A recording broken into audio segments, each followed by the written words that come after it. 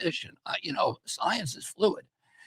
It's not an embarrassment to me if there's a new scientific study that I haven't seen that comes out and says I'm wrong. That's what you're supposed to do with science. But what I'm saying to you, nobody has done that. If Vinay Prasad, when he did his piece, if he showed me science that was valid, I would say I would change my position. If we got the two of you together, read my response to him. So you say this isn't what you're leading with, but I just have to say, as someone who is watching your candidacy closely and is aware of the advocacy you've been doing and the organization that you are involved with, it's hard for me to believe this won't be an important part of how you govern. So I think that's the most important piece for people to get, who you have to accept there are going to be people like me who just don't agree with you on this. You certainly understand that there are many who do think that the vaccines that we have are more beneficial than harmful, that, got their kids vaccinated and are happy for that decision. So how is this going to impact the way that you govern, or does it not at all? I mean, I'm going to govern according to, what evidence-based medicine. That's so let me give a specific question. If there's another pandemic, in the last pandemic, former President Trump, something we gave him a lot of credit for, he launched Operation Warp Speed. They had a whole of government approach. They used the mRNA technology that was developed using, U.S. taxpayer dollars to get a vaccine out to the population as quickly as possible. How would your approach have differed? My approach would have been a science-based approach. Which means what? Which means and a medicine-based approach, the approach that has been used for, and approved for decades.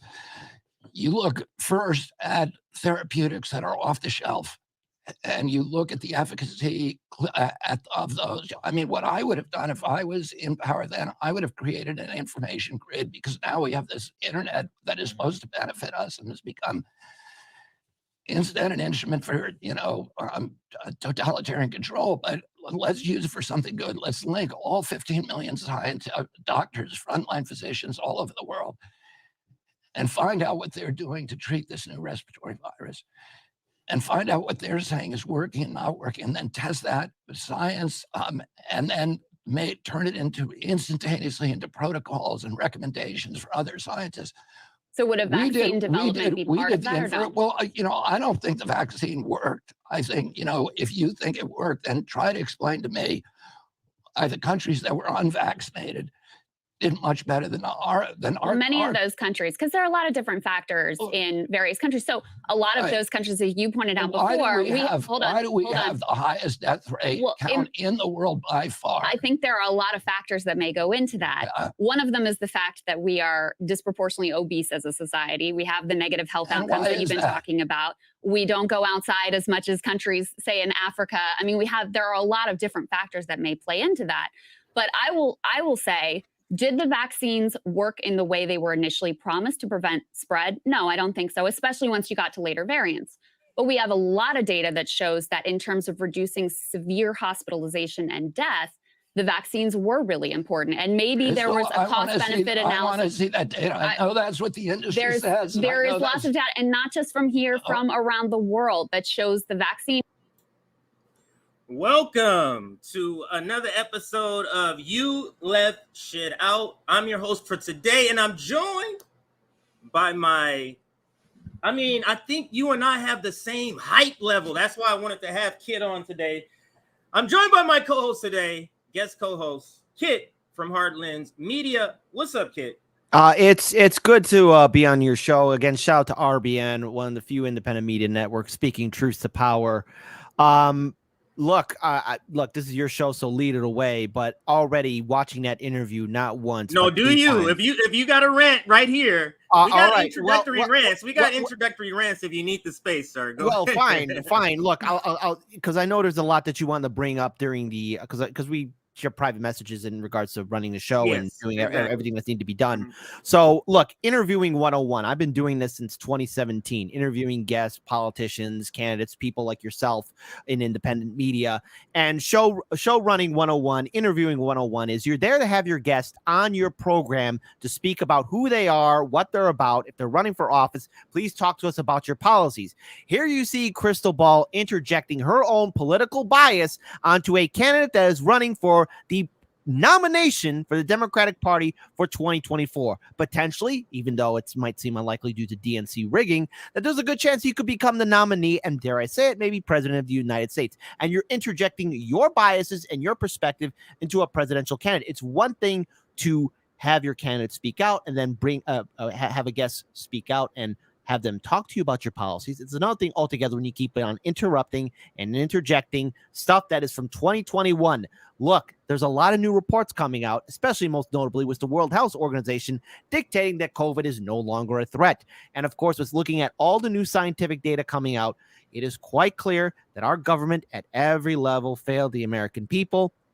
And there was a clear failure of communication of governments across the world to pool together scientific minds to deal with the threat of COVID way back in 2020. So in other words, I don't know what Krystal Ball is trying to pull here, but if she's trying to smear or drag RFK Jr., and look, I'm not defending a Democratic candidate, she is doing Right. an epic failure of a job because it's, once again, she is relying on data for many years back, and not to mention RFK is saying, well, let me show me the data, show me your information.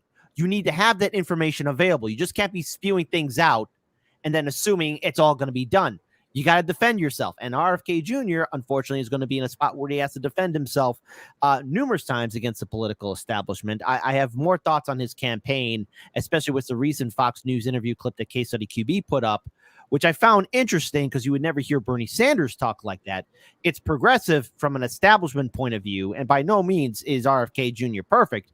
But at this point, looking even at the comment section of that interview, Yeah, it's not good. It's not good. You drag somebody already got like what 1,300 likes for calling them out on their own hypocrisy. Anyways, rant I've over. never seen that before. No. We'll get to that tweet that you're mentioning, but I mean, sorry, the comment. But if you go to the clipped video and you go to their comments, I think the top comment has something. It was 1,600 likes an hour ago. 1,600. I've never seen that before. I'm sure there's plenty of those around, but I've never seen it before. So I wanted to kind of make sure we at least address what we want this topic to be before we get back to the video. And that is, this is literally, to me, kid, this is paying off your Access journalism debt. That's what she's doing. And it was so clear from the first, several minutes that this was seeming fishy, that one, they would have him on, and I don't think they've had her on in this sort of dynamic where it's Krystal and Sagar both interviewing her. Now, it will be curious to me to see if they did ever do that when it got to the Iraq war, would they drill her on things like that? But because that's ridiculous. But to your point earlier about corporate media. Now, let's say this was Marianne Williamson and she was on CNN, kid. And let's say whoever's interviewing her with Blitzer, hey, Marianne, and he was grilling her in the way that Krystal's grilling RFK Jr. But let's say it was around Medicare for All. Let's say he was like, hey, you're saying Medicare for All does this, this, and this, but look how many people are going to be out of work, this and this. There's data that says this. You know what I mean? Just imagine that. What would everybody who supports Medicare for All be doing? Well, wouldn't we be going like, wow, this is a bit weird, because you should have a candidate on and have pushback, but you shouldn't be advocating. Pushback should not look like advocating, kid. It should look like you're genuinely following up, or you feel like the person didn't answer the question. That's what a follow-up is supposed to be. To your point earlier, a follow-up is not supposed to be where you're interjecting your personal opinion, as she did clearly I think she even says something in the full video. I think she even says something to the effect of, "This is why I can't support you," or something like that. It's because, like, imagine that. Imagine Wolf Blitzer says, "This is the reason why I can't support you, Marianne Williamson." He would be Because dragged. Yes.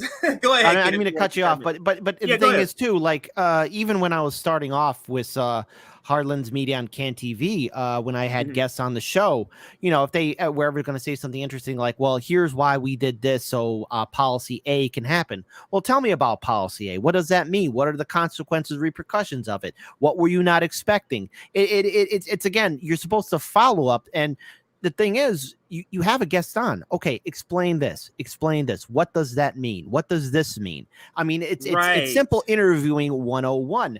And look, it's for me. If I were to ever conduct an interview like that, where I'm saying, well, I don't agree with this. I've had libertarians on my show.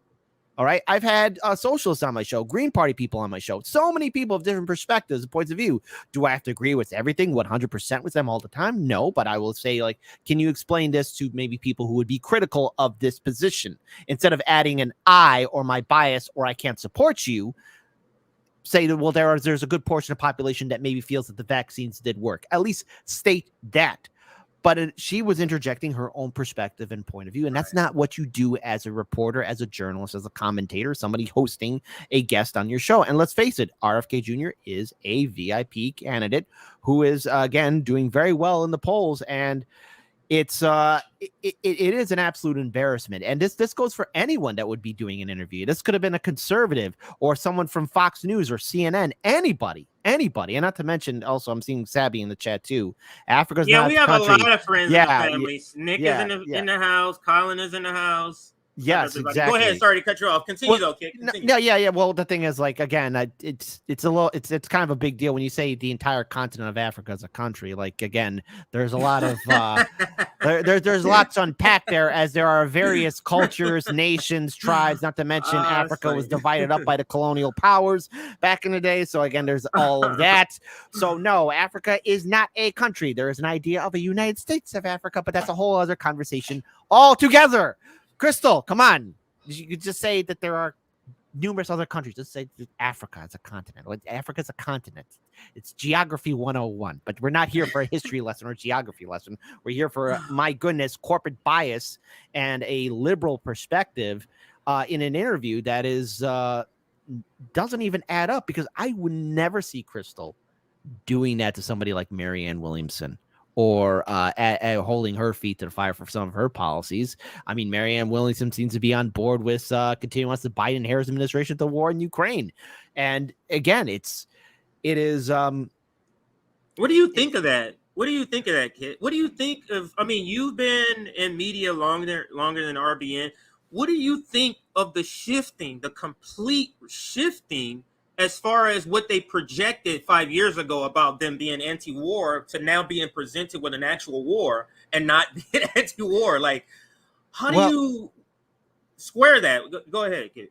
Well, you know, again, I don't want to get off subject, but, you know, I mentioned before on the Post-Duopoly show where you had, you know, we were talking about activism and how it could potentially be, you know, interjected with, again, the liberal mindset of, okay, we're going to control this narrative because we want to resist Trump. And as soon as we get a Democrat in office, everyone go back to brunch. You know, seeing people who are anti-war or challenge the establishment now following the same neoliberal establishment playbook, I'm disappointed, but I'm not surprised, because people want to be the next thing. They want to sit on the throne. They want to control a narrative. They want to have views. They want to have clicks. And the whole idea of independent media is to empower and inform people so that we can make better decisions, so we're not repeating the same mistakes. I'm not surprised that this has happened. We've seen it before, perhaps maybe not to such a large scale. Case in point, TYT was they're all on board for Hillary Clinton way back in 2016. Same thing with Biden in 2020. You know, even though they said they were full on for Bernie Sanders, they allowed Trump derangement syndrome to get the better of them. And many people now want to once again recreate that lightning in a bottle moment that Bernie Sanders created through Marianne Williamson. And it just is not going to hunt. And the only way that could ever happen is if, say, Marianne Williamson does hits a home run during the debates. But even then, that's creating a movement again that could potentially once again die down due to the DNC rigging the primaries. We've seen this happen before. It's disappointment. And what I want to tell a lot of our viewers, be it on RBN, Hard Lens, or any other platform, if you're a Marianne Williamson supporter or RFK Jr. supporter, be prepared for that disappointment when both candidates either say, hey, we're all in for Biden, or we're all in for whoever the DNC is going to pick as the establishment pick. Don't be surprised. And I urge people now, this third attempt, sorry for the stutter, this third attempt to once again, I don't know, shake things up. Politics and voting, especially at the electoral level, it doesn't help all the way. The real change comes at the local and state level, citizen ballot initiatives, and building movements and organizations not connected to the two-party system. And once again, we're seeing corporate media interject its own bias through Krystal's interview with RFK Jr. This is something that doesn't add up to me. This is something that is completely disappointing. And even though I think what RFK Jr.'s campaign tweeted out, they had a good time on the show, this doesn't look anything like a good time to me. This looks like a way to try and smear a candidate. It's so clearly that. It's so clearly that. It's so clear. You can. It was like, I don't know how everybody had to have come to that conclusion. I can't see how you see this and not be like, wait a minute, knowing she just came back from her honeymoon and being married by this guy's opponent. What if this guy's opponent who officiated? Let's be very clear. Officiated. Jeez. So she's gonna have her own bias. It does. And the thing is, maybe it should have been just Sagar who should have just been doing the interview instead of Krystal. Yeah, it would have been a better look. It definitely would have been a better look. People would have still been like saying, including me, that Krystal's pulling the strings in the bag. But this looks bad. Oops, because this looks bad because you can get sound bites, you can replay it. The comments are incredible. I'm gonna rewind it to the beginning, kid, and we're gonna examine. This is the short version, believe it or not, and we're gonna be stopping it all the time. Let me know when you want to stop it. It's almost 10 minutes, 9 minutes, 51 seconds. We're gonna run through or get as much we can get through until we rage quit. Here, Kid, anything you want to say to prepare yourself or to prepare the audience for what we're about to see here? Actually, hold on. This is something, I've been consistent in saying this on the show, and that's why I'm so glad to see RBN and so many others starting to get involved in independent media and commentary.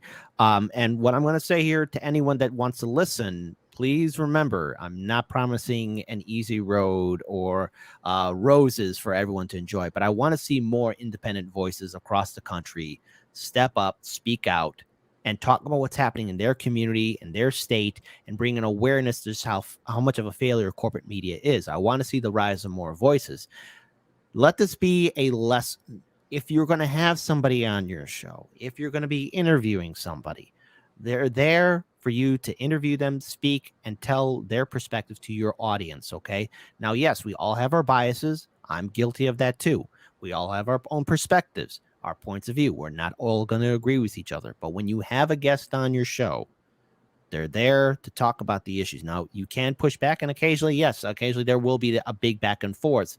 But the whole idea of show running and interviewing people is to hear their policies. And when you have a presidential candidate like RFK Jr. on your show, you need to make sure that you're there to hear their perspective, and don't add in I or the bias. Add in facts, like this is what's happening, this is what's happening. And when they ask for facts, be ready. It's your job to be informed. You just can't dismiss anything that your guests want to bring up, because you have to be ready yourself. Otherwise, you got egg on your face. This is clearly Krystal Ball and Marianne Williamson and her camp clearly seeing what RFK Jr. did to her campaign when he entered the room. She literally went to fourth place in a race of 3 people. So that's what happened behind other. That is, that's what happened. And this is how is this different than corporate media? Like this is Marianne Williamson and her camp and her handlers, or whatever you want to call her, inspirers, the K&K crew. This is them actually using their independent media influence to push a particular candidate that's not even the furthest left candidate. Mm-hmm. Like the reason people even retweet, people like we retweet some of the stuff that RFK says is generally in a quote tweet and not directly, but still we retweet it. And it's because he's saying good stuff about Ukraine or saying good stuff about the police state. We don't see much of that from Marianne Williamson. It's not an option to even retweet anything like that when he gets to that. Did you want to chime in also? Yeah, just one last thing. Earlier this morning, my colleague Daniel Lupker joined me on the show. We actually did coverage on that 7-minute interview of RFK Jr. on Fox News. And look, while I did not agree with everything that RFK Jr. was saying, Daniel brought up this point. RFK Jr. is incredibly progressive from an establishment point of view, from an establishment area. Progressive establishment. It's as progressive as it can get in the establishment as somebody who comes from a dynastic political family and connected with a lot of top-tier politicians and other political families. He's as progressive as it can get, and he can get away with it and go further than what Bernie Sanders has ever said. So, yeah, there's a lot of things I have to agree with. I have to stop myself and say, wait, this is the same guy part of the Democratic Party.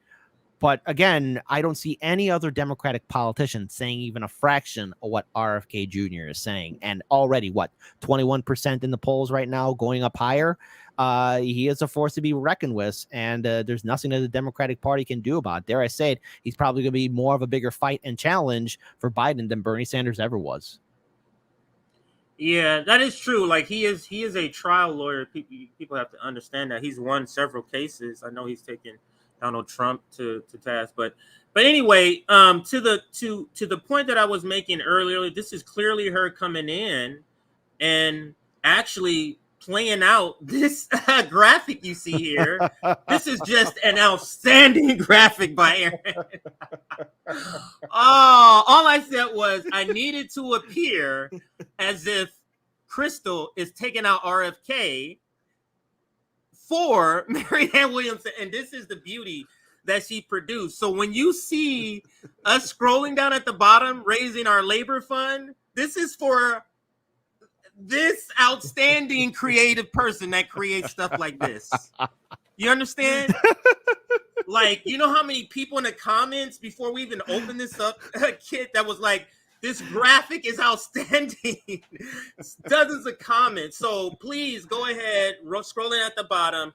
Please donate GoFundMe. We're currently raising $1,000 for this current month to pay Aaron. Please go donate what you can. This graphic is outstanding. But back to the topic here, Kit, because the graphic does actually depict the point of me saying, or the title of paying off your Access journalism debt.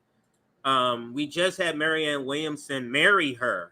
And then a couple of days later, we have, is this Kill Bill? Is this a scene from Kill Bill or something? Yeah, I think this is a scene from Kill Bill. Then you have her playing out the scene from Kill Bill, bringing in, because this is what Krystal knows, and I said this in a tweet, maybe I'll get around to showing it. Krystal knows that Democratic voters, like the what do they call them? The cowbell, I think. Yeah, cowbell liberals or something. Yeah, cowbell. The cowbell liberals all are down for vaccine. So she brings them on the show and uses that to try to bring his number down, to bring him down to size, because he completely took the air out of the room for Marianne Williamson in the little bit that she did have here. So I think that's a good preface. Let's go ahead and get started. Done deal. I have the video up, Kit, so I can't see you. So you got to give me a verbal when you want me to just say, "Hey, stop it here," or something. I got you, man. Play the video. Let's hear it out. Let's do it. So let me ask you about vaccines. This is an area where you and I have significant differences, and just to level with you on this, like a lot of what you say, I really respond to. I think you're a very genuine person, but the across the board. Whether you want to call it vaccine skepticism or anti-vax advocacy, which has been a central part of what you've been up to for the past number of years. For me personally, it's an issue, and it's a real sort of red line. And I know I'm not alone in that, especially running in a Democratic primary. They're going to be. I got to stop here because this is an illustration of the seriousness, or I should say unseriousness. Shout out to Nick in the comments, but this is an illustration of the unseriousness. So it's okay for her to send money to Nazis. That's not a red line for the professional managerial class. Well, But so long as it's a you're red resisting line Trump, on vaccination. Go ahead. so long as you're resisting Trump and Putin, then it's okay to give money to whoever. I mean, let's face it, so many people are brain dead with Russiagate that's the only thing they could think of. So if they get hurt Putin because he somehow imaginally hurt them, it's okay. So it's not a red flag for the establishment. That's the problem. This is the environment we are in, to where people are so easily triggered they let their feelings get the better of their critical thinking. Okay, Right. and we've all been guilty of that at one point. We let our emotions get the better of us. But you know, it is especially the 31 seconds in, I have a problem with it. No, you should say again, there's considerable pushback amongst voters that would feel like this is conflicting with their beliefs and what they've been told by corporate media. Maybe that's a way to word the question. Put me in the game, coach. I can write some questions. My God, that's what I've done all my life, doing independent media. I mean, my goodness, this is a pretty big, it's a pretty big mistake on her part, just adding it in there. But anyways, let's continue on. Absolutely. So, yeah, I don't want to comment more. Let's just play the video. Yeah, there are millions of people like me who have similar concerns. So how do you win them over? What's your message to people who think like I do? Well, but just tell me where you think I got it wrong. Well, I think you get it wrong when you draw a correlation between could you pause for 1 second? I'm sorry. Can you pause for 1 second? So look, again, this is when your guest takes control. Then this is when you lose control of your show. Tell me what I got wrong. All right, he's laying it out there for her, then for her to edit her own perspectives. This doesn't then become an interview. This then becomes a debate. This isn't an interview anymore. It becomes a debate. Then that's where Krystal Ball loses this right there. Tell me where you think I'm wrong. This is a great point here. This is a great point. This is where she, as a professional, should have said, well, this is not about me. You get what I'm saying? Mm-hmm. But she can't do that because she purposely inserted herself previous to that, where she says, this is where we disagree. This is not, you get what I'm saying? She's making it a Krystal Ball versus RFK when she should be making it RFK versus what you're doing for the people. Now, if you're saying this doesn't help the people, that's the route you should go. Not, I personally think this, as if what you believe, Krystal, and what benefits you as a very rich person has anything to do with people that it's going to affect. It has nothing to do with that. So, but this interjection of herself is, because I see that, because I get your point that RFK, him asking her this, is just a natural reaction to her interjecting herself. You get what I'm saying? Fair enough. That's point. The reason why she should have never entered. Because if she would have said, "Hey, there's a lot of people who who believe in vaccinations and who think that it's good and they may be skeptical of a person who such has this hardline stance on vaccination," he would have a completely different answer for that, because now he's answering a hypothetical and not trying to debate a person who has a belief stance that's different than his, when he has all of this data or research that he in his mind or in his history that he has. You get what I'm saying? Like, so her interjecting herself, to me, is the beginning of what you're saying here, Kit. Yeah. So sorry, I went on a rant. Here we go. That's fine. Let's continue on. And the introduction of vaccines when there isn't hard scientific evidence tying those things together. How do you know? Let me ask you this. How do you know there's not a hard scientific evidence? Well, because the one major study that purported to show that was retracted, and the scientist who conducted it was, Now, what you're doing now, basically Krystal, fraudulently created. Listen, no. Hold on. You're but I don't want to get. So, this is so almost despicable, disgusting, because it's like it's like running up to somebody, punching them in the face, and then going, "I don't want to get in a fight." You get what I'm saying? You don't You've do already that. thrown the first blow, Krystal, and now you want to disallow him the ability to come back at you or jab back at you in the same manner and tone. Go ahead, kid. Oh, well, obviously, again, I don't see the purpose of Sagar even being here. I mean, look, at this point, like, you know, when you realize that your co-host is going to do that, you know, you might as well just walk off. Like, what's the point?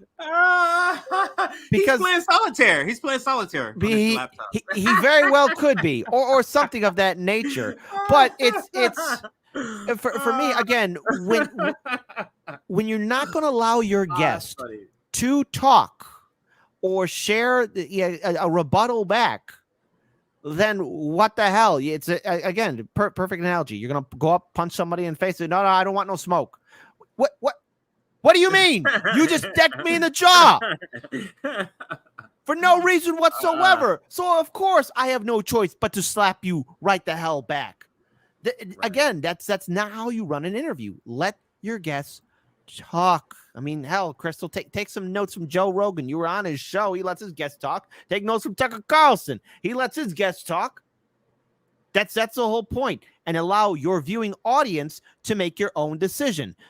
Everyone who's watching this right now on RBN, or anyone who watches Hardlands Media or Jimmy Dore, at the end of the day, each of you need to come up with your own conclusions. Just don't listen to people speaking and just say, I agree, I agree. It is up to all of us to empower ourselves and do the research ourselves as well, because corporate media has done a phenomenal job in allowing us to not think for ourselves.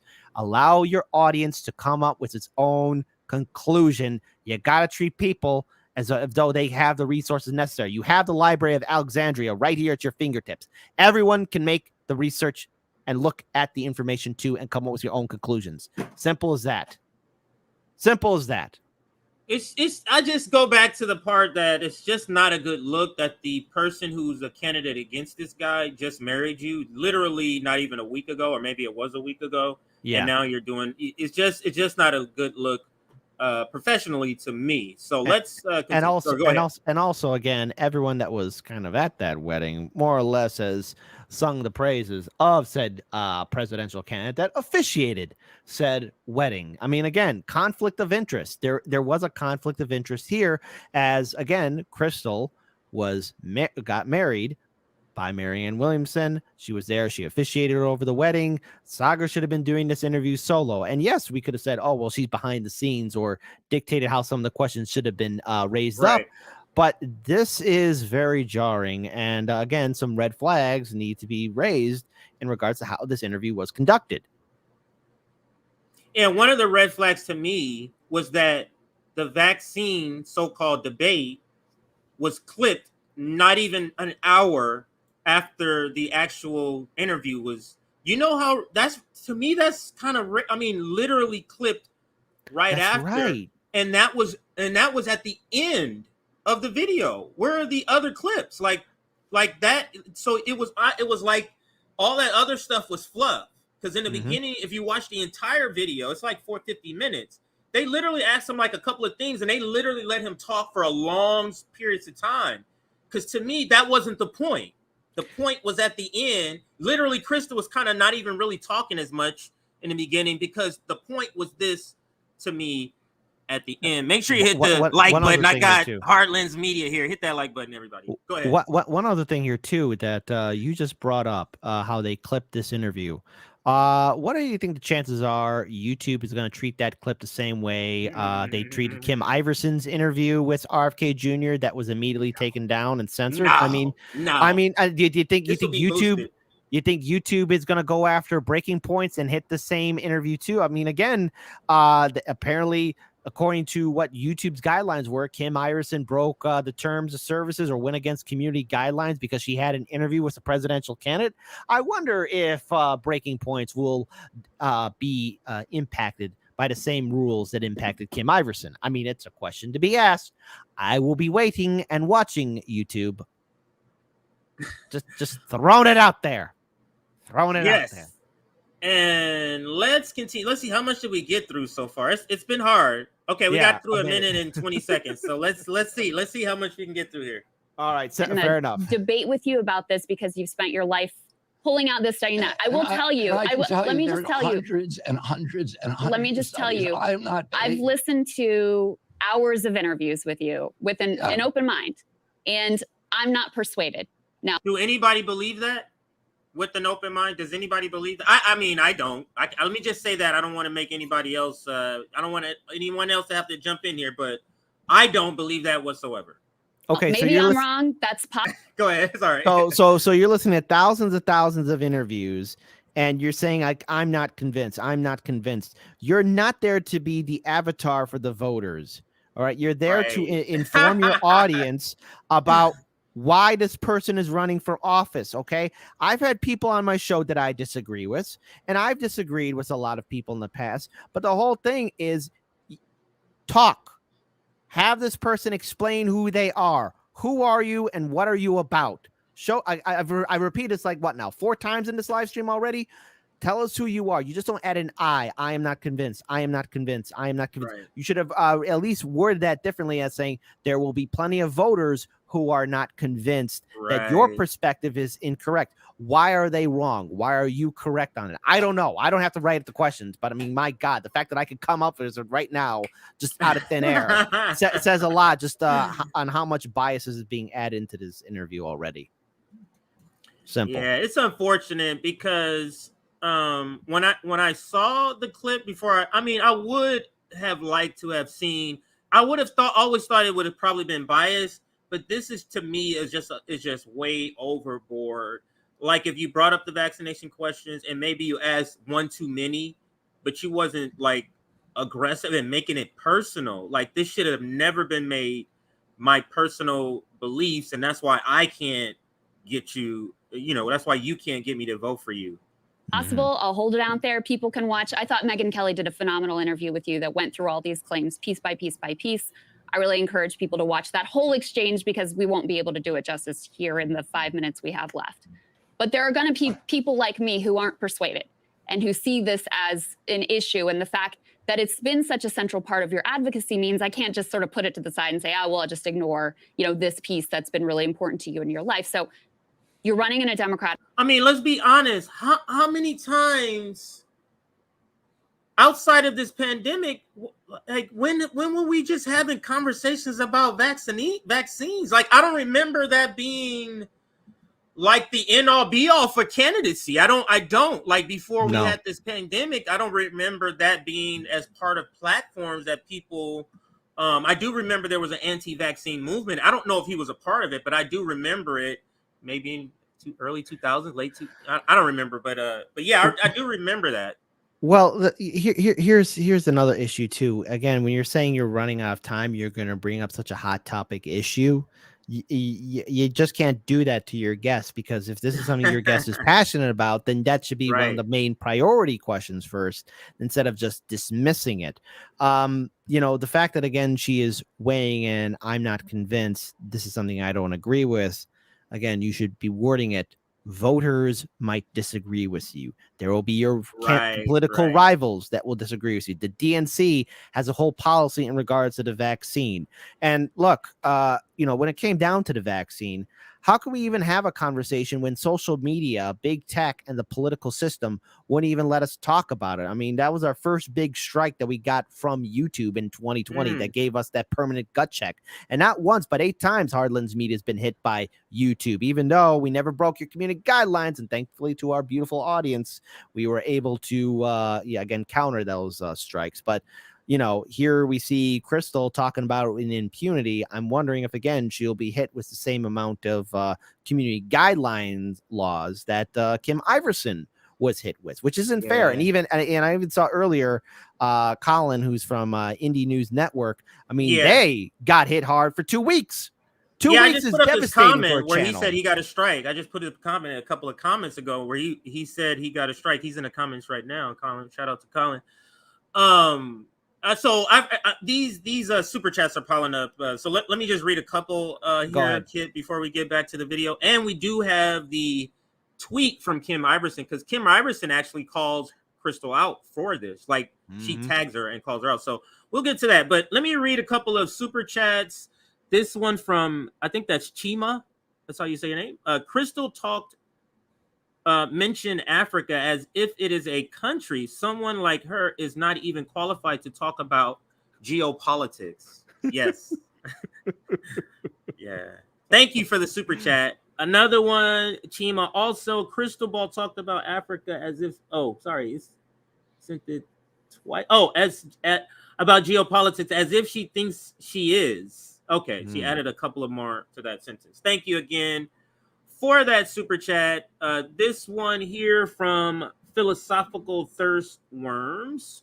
Sagar massively disagreed with RFK on nuclear power and knows the data to support it, but even he didn't interrupt because it's an interview. Krystal is just genuinely that is a great point, because this is not the only it wasn't really contentious, but you knew it was a disagreement, and you know a disagreement if you know what Sagar believes about this particular subject. But to the point of this super chat, that is a great point. Like, he asked follow-up questions or backup questions based on the knowledge he had as being oppositional to the point that he was making, but he didn't interject, and he didn't make it personal, and he didn't do any of that, but he still was sort of adversarial. Maybe it's not more if I would like, but yeah. Thank you for that super chat. I guess I can do a couple more here. I've been waiting for RBN Smoke since yesterday. Wait, this came out yesterday? But we got Kit 2 on board, broke out my Sunday best and speaker on my balcony, smoking that goodie. Look as at you that. should, as you should, as you should. Yes, and that is Christian. I hope I'm saying your name right. And this is Deconstructing Topics. Krystal has lost points with me, but this time she shielded for Dems. Dems are pro-war, anti-speech, big pharma, and her solutions, ? Vote blue, ? Get the F out of here. Yeah, Deconstructing Politics. I think they got like a podcast. I got an email yes. from them. Yeah. So yes, I think you were in the... Go ahead, finish it. I'm sorry. No, I know that they got a podcast. So, hey, always glad to see more voices out there in independent media. I saw your email. I'm going to respond back to you very soon. Apologies. I have a lot of work of my own that's piling up too. No, you are not by yourself, Kid, because that's probably that, and some of our social media RBN does lacking. We just don't have the manpower to answer a lot of emails on, so it's like once or twice a week we can get to them. But yes, I saw Deconstructing yesterday I think in a stream, one of our streams, and they were shouting out their podcast. But yes, that is a podcast. Back to Philosophical Thirst Worm. RFK telling Krystal he wouldn't endorse her warmonger was chef's kiss. Absolutely beautiful. BJG calls herself and company the communications left. That's pretty funny. All right, so let's end with this one and we'll get back to the video. Deconstructing Topics. Born in Puerto Rico and raised in the Bronx, and many of us Puerto Ricans question vaccines due to this bad history Big Pharma has had in Puerto Rico. And that is very true. Same in I would say in some areas of the Black community, because there's a lot of Black people that didn't take the vaccine. I know a lot of Black people that didn't take. Plus, there's also the unfortunate and disturbing history of Black communities being experimented on, Native American communities being experimented on, and of course, Puerto Rico also suffered from that too. Folks, if you look into those subject areas, brace yourself, because it will get very shocking. Yeah, it's pretty disturbing. Pretty disturbing. To your point, Kid. So back to the video here. Let me know if you want to stop it. Primary. You have a lot of people who feel even more strongly than me, who think that, Dr. Fauci is a hero and all of these things. How are you going to persuade them? How are you going to reach them? And what is your message to them? Well, first of all, I'm not leading with, my opinions about vaccines. What I Now, Nick asked the same question or a similar question to Marianne Williamson. You know what she said? Go vote for somebody else. She said, what are you going to do to those people. How are you going to convince those people that believe this, and this? It was something about Bernie Sanders and spending all that money and getting nothing. What are you going to do? He's like, maybe I'm not the candidate for you. You know how she talks, kind of like that. And that was her reaction. It wasn't an appeal to those people at all.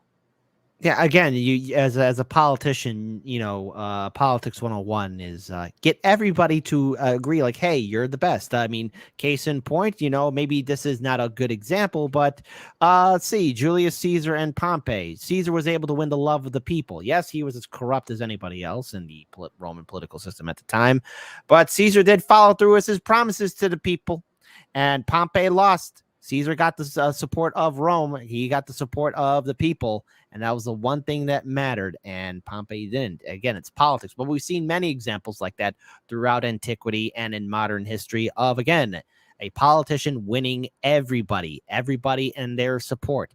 That's how you do things. You just can't say, go vote for somebody else. No, let me tell you why I'm better than politician A, B, and C. Because I'm the best one you have. There you go. Simple as that. Yeah. So let's continue.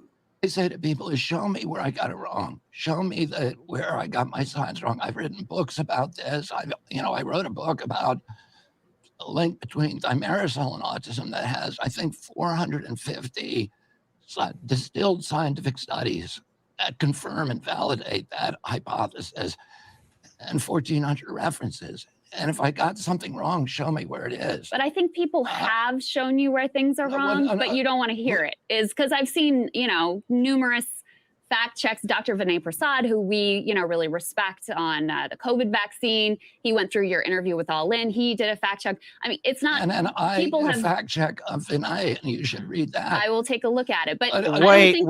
Of course she did not. Of course she did not. Go ahead. Go ahead. Okay. So she said she'll take a look at it. I'm still here. My camera's off though. 1 second. Go ahead.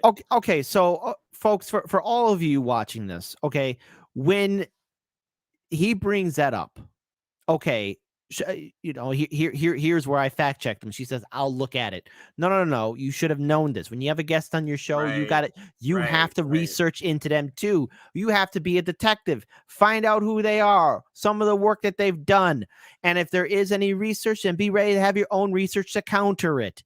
You just can't have this back and forth. And again, he made it very clear. He's just not running predominantly on vaccines. That's not what he's running on. He's running on a whole other plethora of political issues. And they're making this like a front and center kind of thing that's going to derail his campaign at this point in time after all the evidence that we're seeing. Plus, NBC recently did a report of those who got the vaccine suffering from tendinitis, which is a very, very difficult thing for people to deal with. And she's like, oh, well, it's not worth the time. It's not worth the issue. Like, I'm not going to look into it. I'll look into it later. That is not how you do things. You need to understand who you're interviewing and what they're about. Right. When you guys have a guest on the show, like when I have a guest on the show, I at least want to dedicate at least 3 hours, maybe a couple more into finding out who they are. And if it's going to be a while before they can, I'll at least dedicate at least a good portion of the day researching who they are, what they're running for, what they're about. I mean, that's just what you do. You just don't say, I'll look into it later. No, again, remember that interview Joe Rogan had was that writer, I think it was the New York Times or Washington Post, and they said that Tulsi Gabbard was a toady, and he asked her, what's the definition of a toady? And she said, I don't know. You use a word and you're not going to even know what it means? Get out of here, lady. Get out of here. That's funny. That's funny. All right, let's get back to the video here. Fair to say nobody has ever pointed out anything that's been wrong. Well, here's what people complain about what I say. And I'm not leading on this issue, so people can either take it or leave it. But if you want to, what you just said about me, that I'm sort of hard-headed and stubborn and just won't give in, you're wrong about that. If somebody shows me where I'm wrong, I'm going to correct it. And, we have probably the most robust fact-checking operation now in North America. I have 350 PhD scientists and MD physicians on, CHD's advisory board, including until recently, Luc Montagnier won the Nobel Prize for discovering the HIV virus. Chris Portier, who's the head of the National Toxicity Program at NIH, formerly probably the top toxicologists in America. And if I were saying things that were scientifically unsound, those people would not stay with us. What I would say to you is, show me where I got it wrong. Show me a study that where I got wrong, and I will change my position. Science is fluid. It's not an embarrassment to me if there's a new scientific study that I haven't seen that comes out and says I'm wrong. That's what you're supposed to do. Sagar shaking his head. He woke up. He woke up with that point. Go ahead. Yes, well done. And another thing too, Carl Sagan once said about science is that there are no absolutes. All right, science is ever changing, ever fluid. All right, science is something in which there are no solid testaments. Okay, there's always fact checking and once again making new discoveries, and it happens in all the fields of sciences. Now, are there some absolutes in science here or there? But again, the whole idea is to expand and explore your mind, and more importantly, the quest for knowledge. I mean, science is always going to be changing, and there's always going to be new information. And maybe a different subject here altogether, not related, but there was one point where people thought that dinosaurs were slow moving reptiles. Now it's being evident. The evidence now is showing that they were not only warm blooded but avian like, more closer related to birds than we originally thought. Same thing in regards towards where people once thought the sun or the earth was at the center of the universe. Turns out, no, we are not. Science is ever changing. Same thing in the fields of medical science. There have been numerous changes throughout that entire field, throughout the history of mankind. I mean, show him where he's wrong, and they will fact check it and get it correct. And he's got team members supporting him, and he's also works in association with what he mentioned, 350 different scientists who are on board with his team. So something like that. So okay, great. He's got all these scientists there. I mean, are all 350 scientists? Oh, I don't know. Quack jobs? I find that hard to believe because again, he has a dedicated team. It's one thing to say that he's wrong. All right, well, show him where he's wrong and he'll adapt. The same thing like with anything with independent media. Like there was a time here or there where I would get something wrong and I have to correct myself in the following day of the show. You can't be absolutely hard-headed, but show him where he is wrong. Show him where he is wrong and he will correct it. But she is not giving him that chance. And again, saying that he had the research paper there, or he did a research, and she said, "Oh, well, we'll look into it later." Again, you're dismissing everything that he said. Who's being hard-headed, Krystal? Who's being hard-headed? That's a great point. That is a great point. Who is being hard-headed? Simple.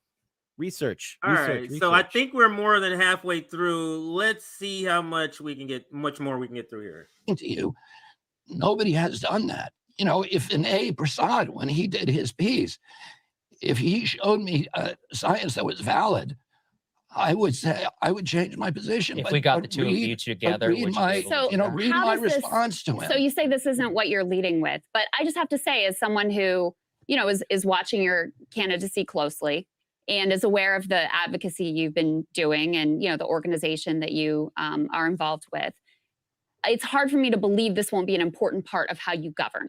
So what does that mean?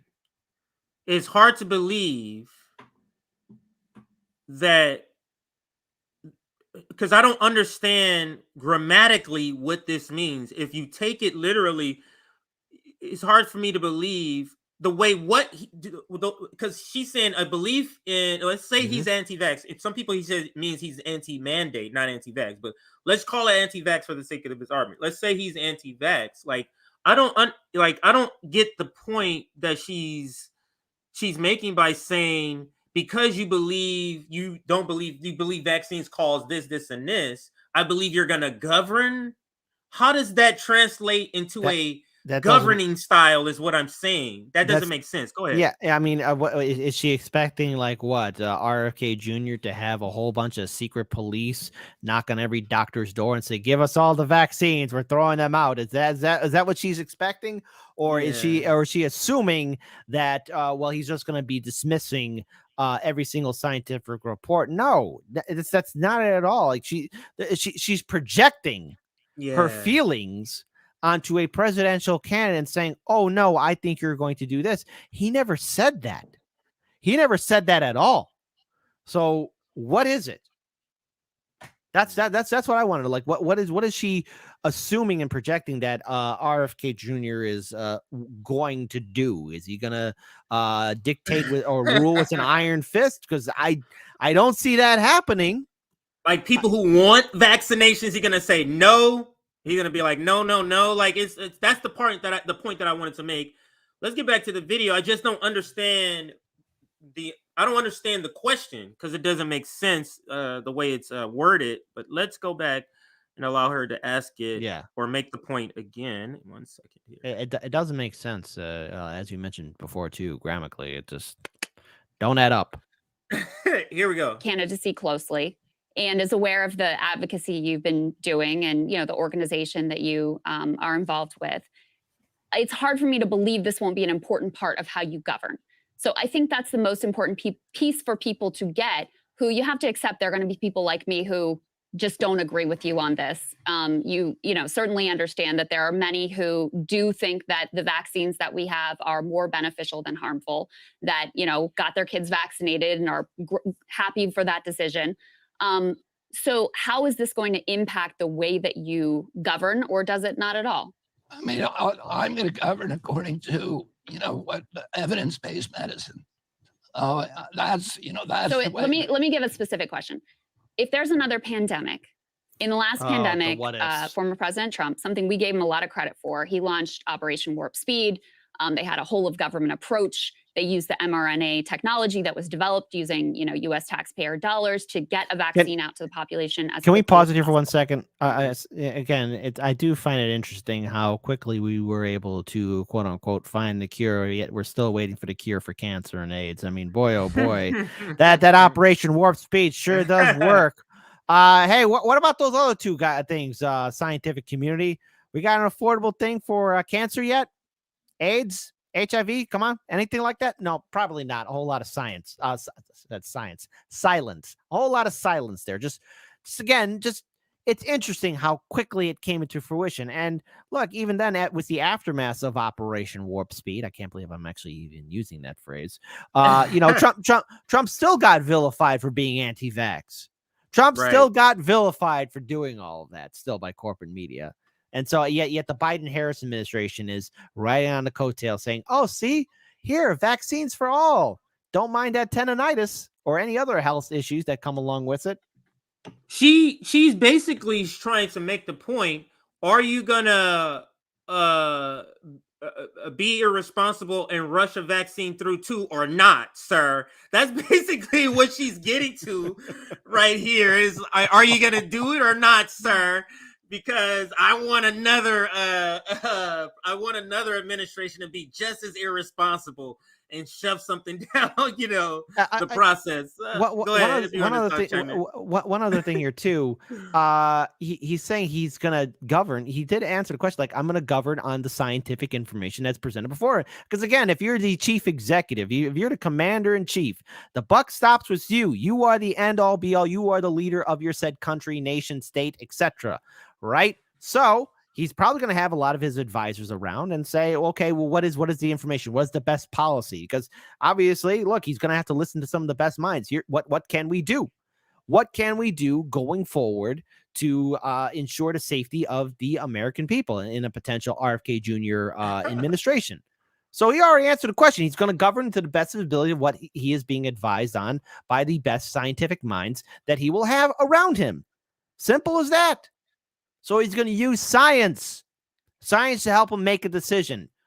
Hopefully people will help him out. And again, God forbid we go through another pandemic. I don't want that to ever happen again, but it also showed how ill-prepared this entire country is and how we need Medicare for all. That's a whole other can of worms altogether. Yeah, that's a whole can of worms. And what, like Nick says, our central planning for capitalism, central planning model is garbage. They don't really have one. That's why everything is crumbling.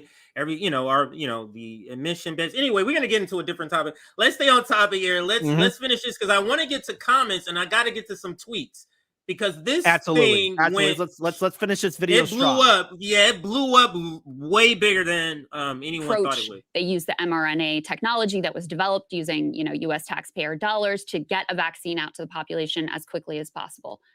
How would your approach have differed? My approach would have been a science-based approach, Which means what? which means and a medicine-based approach, the approach that has been used and approved for decades. You look first at therapeutics that are off the shelf, and you look at the efficacy of those. I mean, what I would have done if I was in power then, I would have created an information grid, because now we have this internet that is supposed to benefit us and has become instead an instrument for totalitarian control. But let's use it for something good. Let's link all 15 million doctors, frontline physicians all over the world, and find out what they're doing to treat this new respiratory virus, and find out what they're saying is working and not working, and then test that with science, and then turn it instantaneously into protocols and recommendations for other scientists. So would a vaccine development be part of that or not? Well, I don't think the vaccine worked. I think, if you think it worked, then try to explain to me the countries that were unvaccinated did much better than our. Many of those countries, because there are a lot of different factors in various countries. So a lot of those countries that you pointed out before, why do we have the highest death rate count in the world by far? I think there are a lot of factors that may go into that. You're not going to beat this guy on the data part. You might interpret it differently. This guy, he wrote books on this. Like, before this pandemic, he was working on vaccine. Before the pandemic vaccine, he was already on this. So this is something that's in his wheelhouse for decades. I don't understand why you would challenge him on this. Go ahead, kid. He's bringing up again in comparison how we as a country failed miserably and had a higher death rate compared to other countries. I mean, the United States fell flat on its face. I mean, I will never forget just how ill prepared this country was, and how when I was here in Chicago and we had our studio up on the north side, way over there by Lawrence and Kimball. The McCormick place was potentially going to be turned into one big hospital area. They had 4,000 beds there, and McCormick place is like this big expo center where, you have a lot of businesses and people do meetings and everything else. I mean, that place was going to be made into a temporary hospital. Holy God, were we that ill prepared? Lack of breathing machines, it turns out we are. So, Krystal, I mean, hey, even if we do go through another pandemic, it won't matter who's president, because the country isn't prepared. This country still isn't prepared. So we're not ready for a real pandemic. And I mean a real one where it's devastating a whole country and nations across the planet. So until then, we could what if this scenario as much as we want. What would you do? What would you do? The real answer is we are not prepared as a nation. We are not ready. Simple. And concise. Just like you get it when you get RBN and Heartlands together. Let's get back to the video. It's about 2 minutes or so, a little more than 2 minutes left. One of them is the fact that we are disproportionately obese as a society. We have the negative health outcomes that you've been talking about. We don't go outside as much as countries, say in Africa. I mean, there are a lot of different factors that may play into continent. That. But I will say, did the vaccines work in the way they were initially? Let's just go. Let's spread. No, I don't think so, especially once you got to later variants.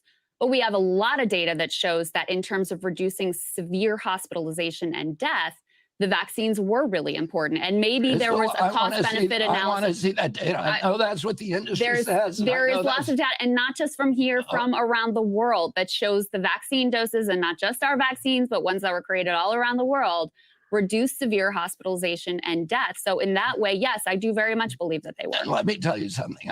What I believe you're doing now is you're parroting what the public health agencies have been saying, but they do not have a scientific basis for that. And I have another book out that you should look at called Died Suddenly, that goes through all the Johns Hopkins data, which is the dashboard data that everybody used, and shows exactly what happened when first of all, the vaccine, the Case Western study that is probably the largest, most recent, shows that at most the vaccine gives you a very, very small amount of protection, and that after 7 months, you go into negative efficacy. So you are more, if you got vaccinated, you're more likely to get sick. You're more likely to get severe illness, and you're more likely to die than if you were unvaccinated. I have not seen that. I have Oh, that- seen well, then study all after you have- study that shows the Especially when that's what you're looking for. If you're looking to prove your point, then of course you're not going to see anything else. And not to mention, look, if I want to prove something correct, I also have to see what the counter evidence is.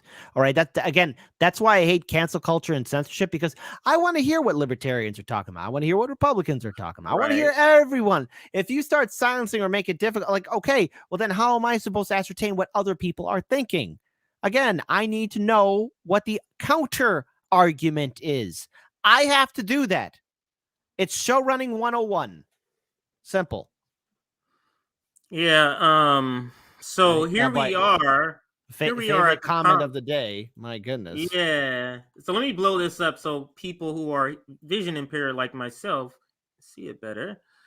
So we are already at 6,700 comments. It's been out for about 5 hours. Oh, this one right here is this one.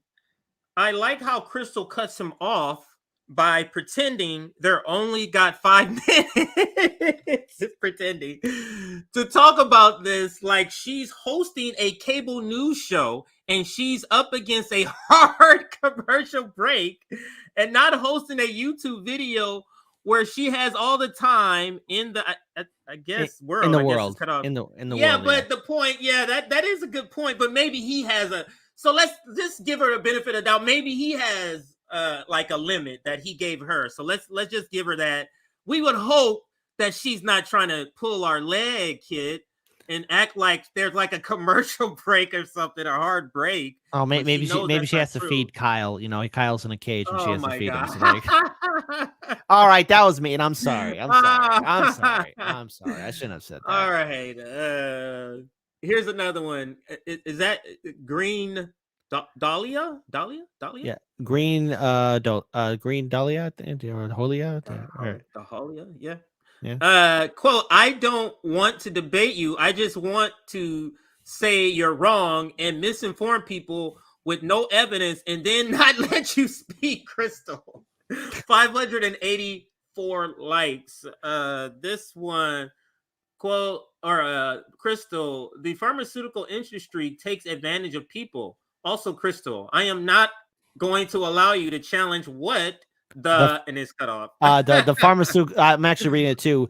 Also, Krystal, I'm not going to allow you to challenge what the pharmaceutical industry states. There you go. Okay, there we go. Let's read a couple more, and I'll let you read some, and then we'll get to some of the tweets, and then if there's anything else, any other receipts you got on this, we can add that too. But go ahead, you can read the next couple of ones if you like. Yeah, sure thing. So I got it on a widescreen right here. Hold on. Ogre, you got it. Okay. Ogre 5734 says Krystal's doing exactly what she accused him of doing. Every time he tries to tell her why she's wrong, she just won't hear it. Blue Canary 1212 says, I started out thinking, now this is a good interview. Where are you? Wait, which way are you? I don't see. I'm going down. Yeah. So yeah, there should be Blue Canary 1. Hey, hang on. Let me share your screen. Can you share it on the and then I'll put it up. Or is that the one you're looking at? Are you looking at the one that you can share? Hold on. Hang on. Let me pull this up here. Hold on. There we go. Let me go ahead and I just want to make sure people can follow along as you're reading yourself. There we go. So let's put Kit's screen up. Okay. And there we go. There we go. Do I have to zoom in? I think so. No, as long as you can see it. I zoom in so that I can see it. As long as you can see it, you can keep it however you want. Okay. Let's see. Let's go. So Blue Canary says, I started out thinking, now this is a good interview.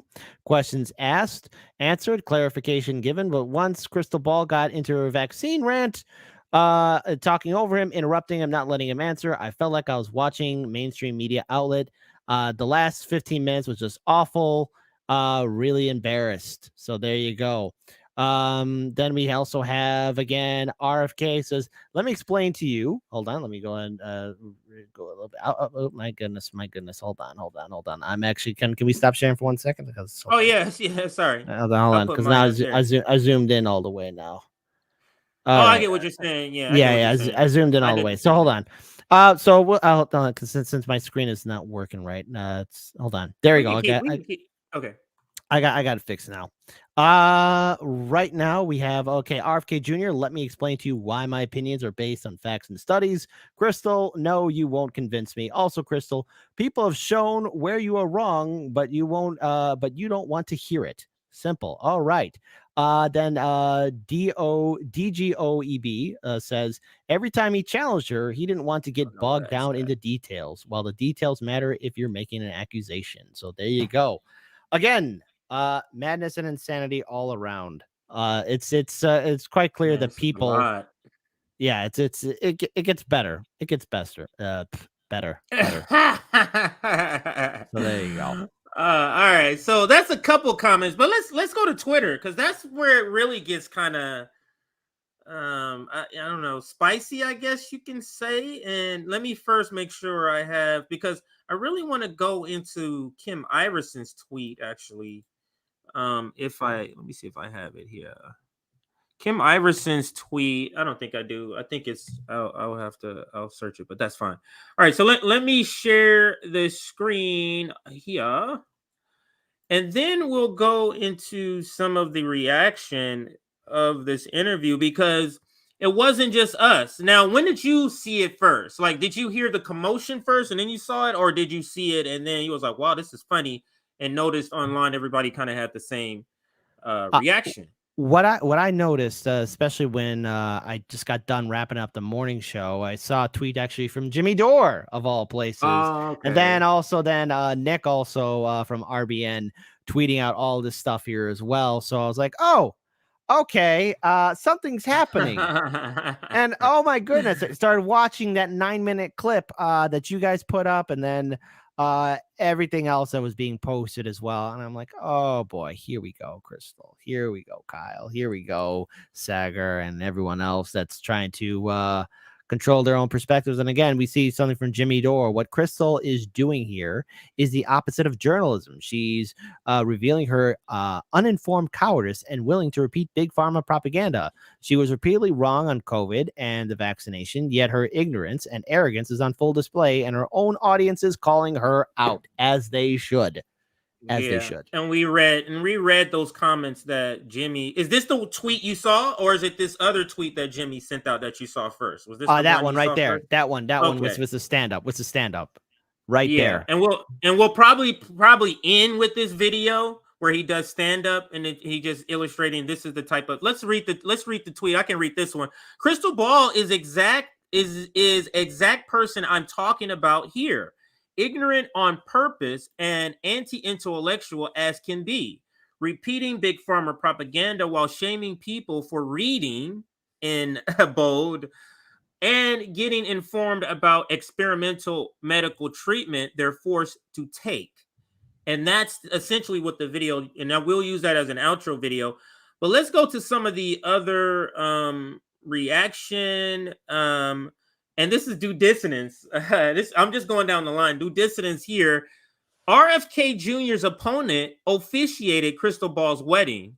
That's all there is to say. Well, it's not. It's actually there's more to that, because again, how can you tell? How can you even conduct an unbiased interview without, again, having in the back of your mind you have a presidential candidate that's still in the race who officiated over your wedding? You are a journalist. We talked about this the last time when you, Nick, and the crew of Due Dissidence, myself included, we talked about how, again, there's a conflict of interest.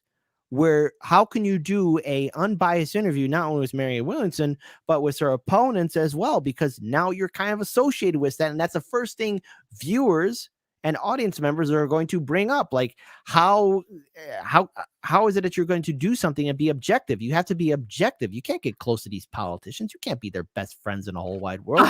Somebody put the picture up. Oh, that's the video. That's the video. I didn't mean to play the video. Whoa. Okay. Wow. Somebody posted it in the comments. That's funny. Damn. That's funny. Yeah. So, but anyway, continue, kid. Unless you were done, go ahead. Well, it that looked like such a lovely wedding. I feel sad that Jake and Anna didn't get the invite.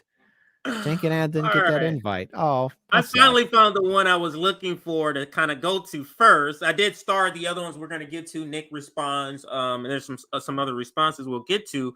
Fiorella responds and some others. But this is Kim Iverson tweeting this morning. Oh, wow. You can edit these. It says last edited at 9:40. Oh, you can edit these now. I forgot about that. Very good. Yeah, breaking points. Krystal Ball attacks Robert F. K. Jr. And I think Kim Iverson, full disclosure, is a supporter, or it seems like she will be a supporter based on some of his beliefs. She seemed to align perfectly with him on his stance about vaccinations. And then as soon as he goes to defend himself, she shuts him down, won't let him speak, says they only have 5 minutes left.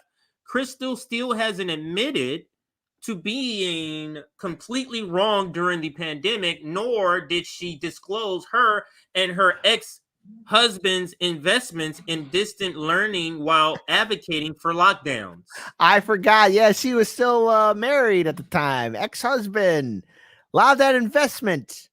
A lot of that secret money for distant learning, those lockdown learnings. Remember that? That worked out perfectly for students here in the United States, where now many children are still academically behind compared to their international peers.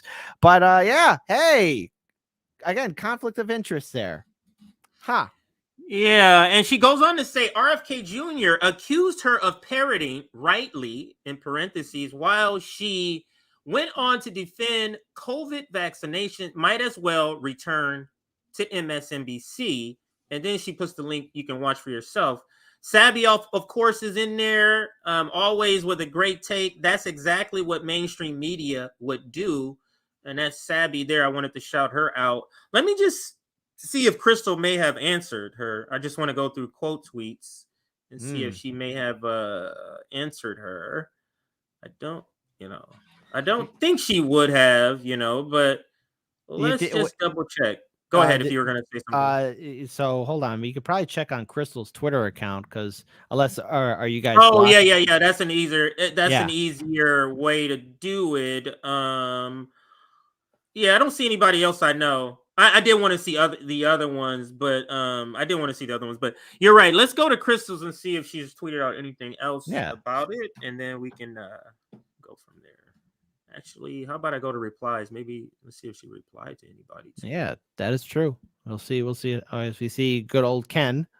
Yeah, of course. Nothing from Ken. We got Ryan Grimm. This is 4 days ago, so she hasn't done anything in a while. No. All right. So she hasn't done anything in a while. But anyway, let's get back to some of the commentary, or let's get back to Kim's commentary in particular. What say you? Now, I didn't know about her and her ex-husband when she was married before, that they had investments in distant learning. I didn't know that. That is something to disclose. If you're doing that, that is something to disclose. Well, let's see. So she definitely had an ex-husband. Obviously, when you have a personal life like that. So Krystal Ball was apparently she was married to a guy named Jonathan Dari Yanar as an entrepreneur in educational software. Wow. So Ball attributes her further interest in politics to her experience after becoming a new mom. Okay. In the 2008 primaries. Okay. Well, working with Jordan with Dari, she saw how it affected people in that country. So she was working in Jordan, the country, and saw how, I guess educational software can help people out. She saw how it affected people in the country and thereby gained appreciation for the global impact of U.S. politics. All right. There you go. All right. Awesome. Wow, the Wikipedia even says this. Check it. Ball became engaged to fellow political commentator and co-host Kyle Kalinske in September of 2022. No. I got the cherry on top. The two were married in May 2023 with Marianne Williamson officiating. Wow, says it on the wiki page. Hey, can you share it? I just want people to get to see that, and then I'll put it on the screen. Hold on. This is actually on the Wikipedia page. Boom. This is crazy. Right there. Wow. Look. Wait. I don't think people can see it fully. Hold on. There you go. Wait, personal life right there. Boom. Marianne Can Williamson. you unhighlight it? Maybe that'll make it stand out a little better when you there go you back go. there. Yeah. There you go. Yeah. Wow. So it's official. If Wikipedia says it. President Jesus, be more family friendly. I saw it in live chat. The first husband was broke. She corrected her mistake. All right, so let's what was I gonna do? Oh, so let's get back to the tweets. And here is Nick. Nick still may be in the comments. If you are Nick, say something, sir. Krystal Ball had Marianne Williamson officiate her wedding, so she is now engaging in dishonest tactics to take out one of her biggest rivals. She mentions RFK's position on vaccines is a non-starter, but Marianne Williamson supporting Nazis in Ukraine is not? Question mark. Great point that we also kind of brought up here. Here is Steph, Jimmy Dore's wife, Steph Z, as I call her. Quote, I don't want to get bogged down in this because we're not going to see eye to eye here. End quote. Krystal Ball interviewing RFK seemed like a mainstream media interview, and she tags RFK. And here is Anya. I know she writes. She's a full freelance writer. She's written for places like the Black Agenda Report. I know she was on the Gray Zone. She wrote that article about Ilhan Omar getting booed on the Gray Zone. This is what she says. Watch Krystal Ball struggle with basic facts and refuse to let RFK Jr. speak. The cute part is that she actually thinks she is the one speaking for some silent majority. Does anyone still seriously regard her uppity corporate drivel as anti-establishment? Oh, that well is dry. That well is dry and gone. No one believes that, especially again when shout out to Nico House, one of the very few people speaking truth to power right there, man. Nico House. If you guys aren't supporting his channel, I mean, I know right now he's uploading new content, so be sure to check out Nico. He's doing some good stuff. Good. Yeah, and he's been on RBN several times. We just had him on last week. We've recently uploading clips, so you can check out clips. We recently uploaded him also in the last couple of days, so check those out. Those thumbnails for those clips were also done by our editor, so make sure you donate that scrolling bar at the bottom. GoFundMe. Here is Nico House. I'm not surprised Krystal Ball tried to use that gotcha on RFK Jr. She tried the same thing with Tulsi when Krystal was cheering for Bernie. This is who she is and who she has been, and no one should be surprised. She's TYT light. I like that. Oh wow, that's so sad. TYT yeah. light. Ugh. And then let's show you and I put this video on Twitter, and it did. It's crazy numbers, so we're going to show that in just a second. Like, for example, we're at 1,200 likes on this, 222 retweets, 73 quote tweets, 63 people that bookmarked this. Almost video. Close to 200K views, too. So there you go. Good stuff. Yeah. And they don't put it here, but you can still look it up. For some reason, it doesn't show in the video anymore, but you can still look up the views. Look at this. This is what I put. Paying off access journalism bills with Krystal Ball, because that's what this felt like. Being anti-vax is worse than funding Nazis to Marianne Williamson supporters, according to Krystal, and that's the same point that Nick makes. It's obvious that Krystal Ball and Breaking Points brought RFK Jr. on to point out his anti-vax stance in order to pull Dem voters away from RFK Jr. in hopes it helps weak AF Marianne Williamson. Krystal knows Dem voters are pro-vax mostly, and that's what I was referring to, the cowbell liberals. So this is the target of the interview. This is why breaking points clipped the anti-vax part of the interview barely 1 hour after the interview dropped. Ask yourself, have you ever seen Krystal Ball challenge Marianne Williamson this way? And have you? I mean, I haven't seen a lot of content. Maybe I'm missing it. Have you seen anything? I've seen 2 times where Marianne Williamson has been challenged, but no, not by Krystal Ball. One was your interview that you guys did with her, and then also when Mr. Dixon, Marcel Dixon was as oh yes, going to one of her town hall events, and she just snapped at him unjustly. And I actually had him on my show too a few months ago. Again, it is really interesting to see how she's being handled with kid gloves and being prevented from actually being challenged. People do need to challenge her. And one thing I want to challenge both RFK Jr. and Marianne Williamson is, what are you prepared to do for the eventual DNC putting its weight on the scale, thus denying you and your supporters any kind of a fair play? Super delegates are still a thing in the DNC. The DNC has committed numerous accounts of election fraud. So in other words, RFK Jr. and Marianne Williamson, what are you going to do? What are you going to say to your supporters? How are you going to be there for them? Because I see the same, I see people who I respect, and even, a lot of other new first-time voters or people being involved in politics falling for the same trap that Bernie Sanders let his supporters in. Because if Bernie Sanders didn't stick his neck out for his people, and he had a very large political movement, I hope RFK Jr. and Marianne Williamson can deliver. Otherwise, people are going to be disappointed. And that's the one thing about this entire primary I want to see answered. What are they going to do? And I fear that the answer is going to be nothing. They're just going to allow the DNC to crap in their hat and be like, oh, thank you, everybody, for your time, canvassing, financial support, but I'm not going to fight for you. That's my question to those 2 candidates. And if they're not going to answer it properly, then stop wasting my goddamn time. Some of the comments, kid, that people are making are pretty harsh. So I'm not gonna put all of them up, but to your point, I do see some of your comments. Let me get back to some of these super chats I left off here. I think it was Chicago, great one. More like TYT dry. Oh, I see what you did there. Come on, Chicago, great one. Be family. Oh friendly. no, it wasn't that one. It was this one, I think. Okay, I think they're in order. Oh, I got that one too. It was this one. Now, this is for sure is the one I left off. Can't stop.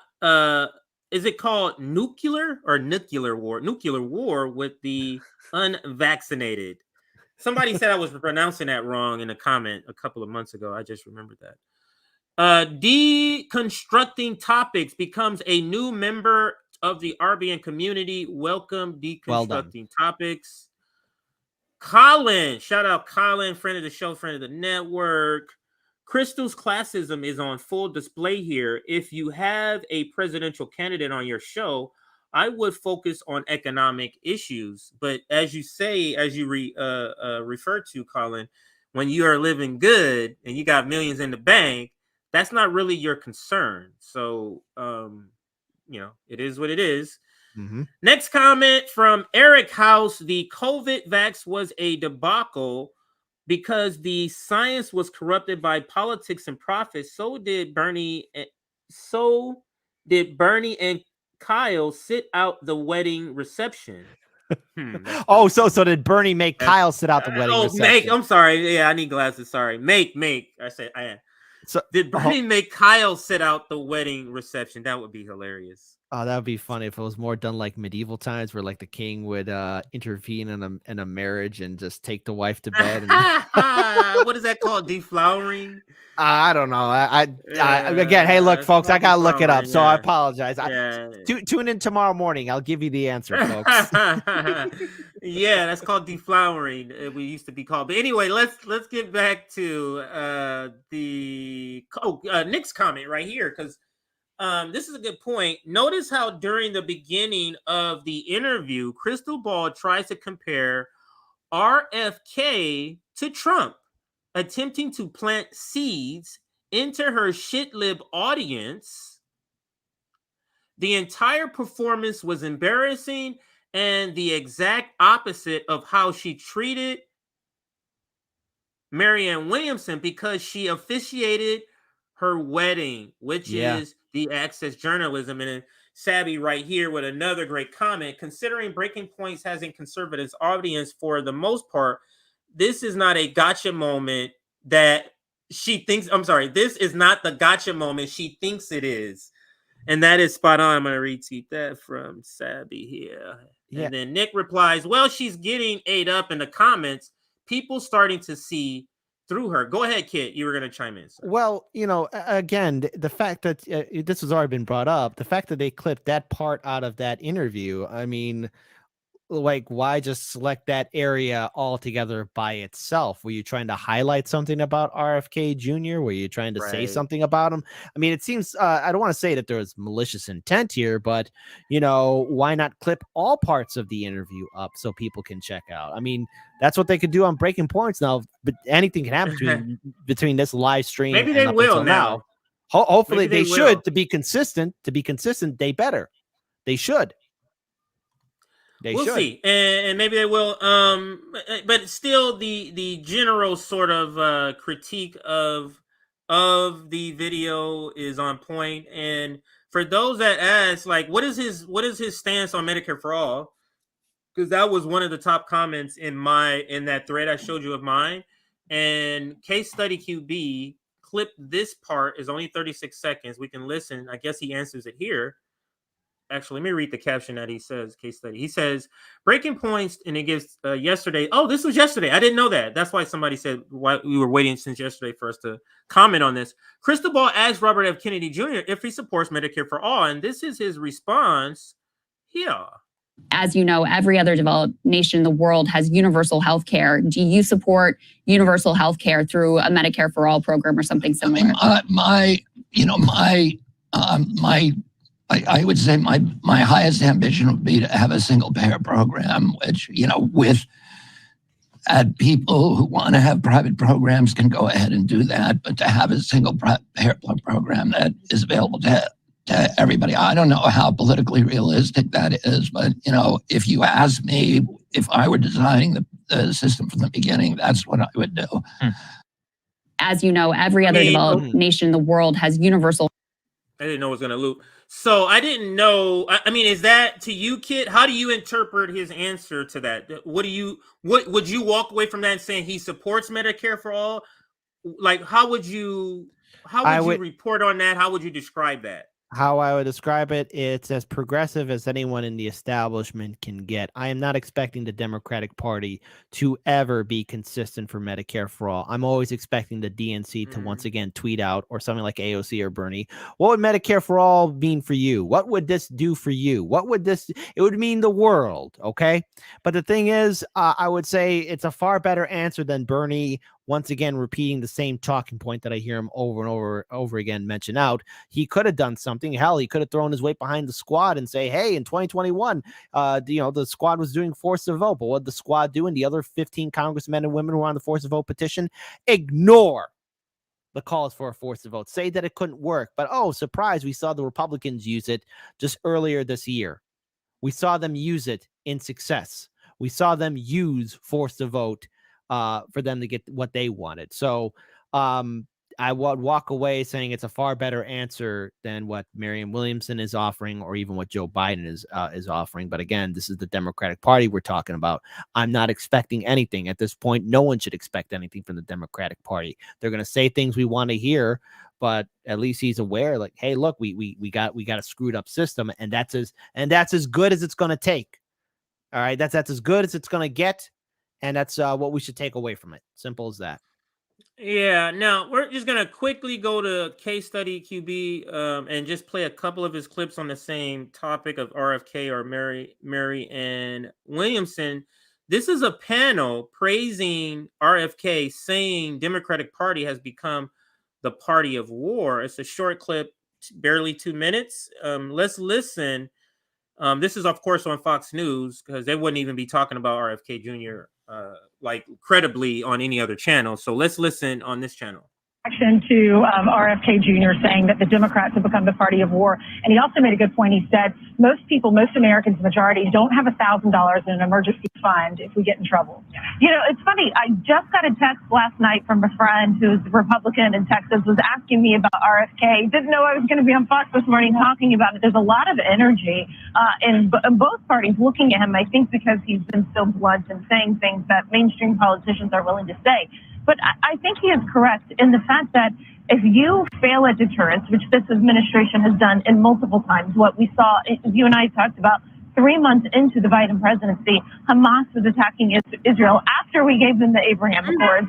You know, 7-9 months in, Kabul has fallen to the Taliban, and then you see this major war in Europe. So you become the party of war when you consistently fail to deter bad actors from taking the aggressive things that they do. All right. We have about a minute left. Thank you for that, sir. 30 seconds. What is your reaction to RFK Jr.? Well, I think Bobby Kennedy's entrance in this race is a blockbuster, and I think it forced President Biden's hand to declare that he was going to be the Democratic nominee, or at least in this race, a lot earlier than he wanted to. Bobby Kennedy is doing what Bill Clinton tried to do in 1992, which is drag the Democratic Party kicking and screaming back to the center and back to its traditional pillars of being anti-war. What are you talking about, Bill Clinton dragging the party to the center? Now that man dragged that party all over the place and made it corporate. Jesus Christ. We got rid of Glass-Steagall. We had the crime bill, the Telecoms Act. I mean, if the American people knew just how much of a neoliberal crap dog Bill Clinton was, everybody was screaming bloody murder. But, everyone's got rose-colored glasses on. Oh, yeah, Bill Clinton, and we had a budget surplus. Oh, yeah, that lasted for a while until Wall Street decided to start screwing around, and then we're all stuck paying in debt for the rest of our lives. Saying Bill Clinton... What is she smoking on?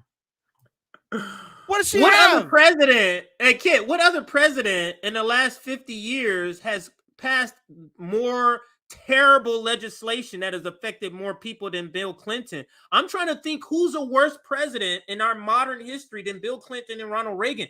Who? Like, he is literally neck and neck in Ronald Reagan if he hasn't overtaken him simply based off of the effects of his legislation. Like, much terrible legislation he put out. Go ahead. Ronald Reagan was the guy who opened up the door and planted the seeds of corporatism and neoliberalism. I would say he set out the foundation. I would not say he's the end-all, be-all bad guy, because there were people who did what he wanted to do. And the thing is, I want to name 2 presidents. Yes, it's easy to go after Republican lawmakers. There's a lot to call out with George Bush Sr. and, of course, George Bush Jr. But there's 2 presidents that come into mind. Bill Clinton and a guy named Barack Obama, who led us from 2 wars to 7. We got rid of habeas corpus, whistleblowers being arrested, journalists being arrested. Somehow he gets a Nobel freaking Peace Prize, but yet he has a very big high kill record count. I mean, what else is there really say about the 2 Democratic presidential leaders? Bill Clinton, Barack Obama. If people knew, just because again, the Republican establishment would be foaming at the mouth if they wished it. The Republican establishment would be foaming at the mouth if they could even do a fraction of what Bill Clinton and Barack Obama did. Because the thing is, everyone in the left liberal sphere was asleep eating brunch, and we're all guilty of it. We're all guilty of it. But everyone was quick to protest George Bush Sr., George Bush Jr., Donald Trump. But everyone's quiet when it's Bill Clinton, Barack Obama, and now Joe Biden. Come on, folks. Let's be clear here. Bill Clinton. He's again. Don't RFK Jr. Don't be associating yourself with Bill Clinton. Come on, be better. Be better than that. Be better. Than let's let it finish out as another 35 seconds. And pro-American worker. His father and his uncle would both be Republicans today. He is now polling at 20% among Democrats, and I think he's going to build on that. So I'm going to start with you next time. But he is a little bit more moderate, isn't he? His messages are, I think, it's resonating with a lot of people. Well, I think, to that point quickly. I mean, look, 500,000 Americans are 60 days behind on car payments. We have debt levels at unforeseen levels in the history of this nation. Inflation is killing Main Street. The candidate that puts the dollars of the American people first, the security of the hard work that secured those dollars, is going to be the person that's the 47th president of the United States of America. All right, no. I don't know how Case Study QB sits through all of this, and I mean, he has to have some Pepto, like a whole like big just gallon of Pepto next to him, like I don't know. sifting through all this stuff. But you know, I'm glad he's doing it. Better him than me. Go ahead. Yeah, he's made out of stronger stuff than me. That's all I gotta say. Case Study QB, who's still wrongly being censored, because I know you're logged into Twitter right now. I could see you doing that, but you have to click on the view. I have to click on the view thing. But if you look for Case Study QB's Twitter account incognito, like logged out, you get that warning like, oh, this is like sensitive material, very similar to like an adult performer's Twitter account or adult page. But the thing is, all he's posting is interviews from corporate media. So Elon Musk, hey, end the Twitter censorship that's happening to Case Study QB. And this was happening before Musk took over. So Case Study QB has been dealing with this since we first started collaborating with him a while ago. I mean, he's been dealing with this for like over 2 years now. Yeah. Probably a little more than that now. All right. Another clip on topic. We're just doing some reaction a little bit here. Case Study QB just put this one out earlier today, this morning. Yeah, talked about this on yesterday. Yeah, I actually had a chance to see this. This is the video where we were talking about it. I didn't agree with a lot of RFK Jr.'s answers, but Daniel brought up, like, again, this is the most progressive. It's progressive in the realms of establishment. It's the most progressive establishment answer, and again, it's not the best, but probably the most progressive in regards to further left than Marianne. Further left than Marianne. Reasonable, reasonable, and it's debatable. But again, check it out for yourself. Yeah, we'll see. Let's see.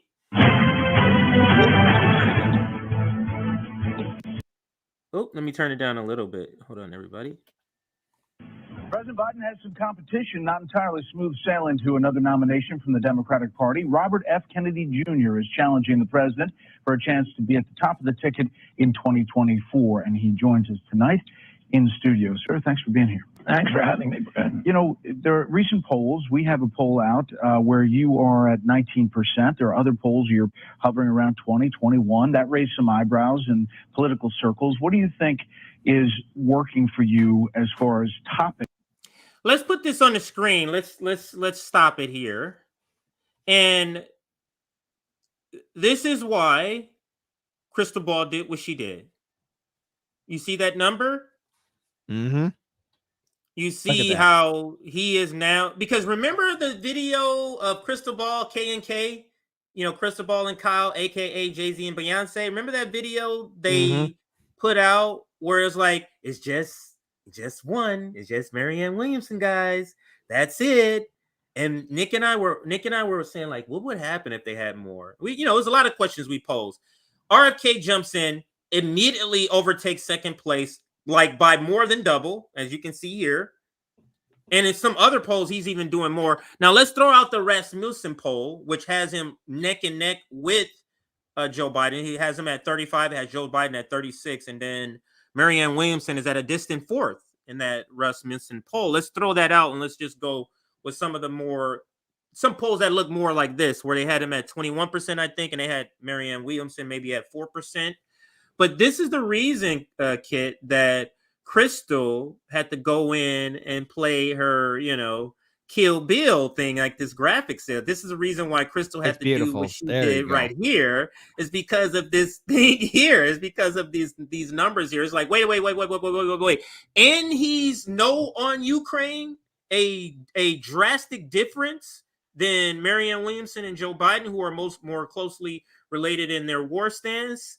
And he's whether you anti-vax or not, at least he's different than the other two, is what I'm basically saying. Whether you agree with him or not, he's different. So he's providing a different lane, which may be why he's a crossover candidate.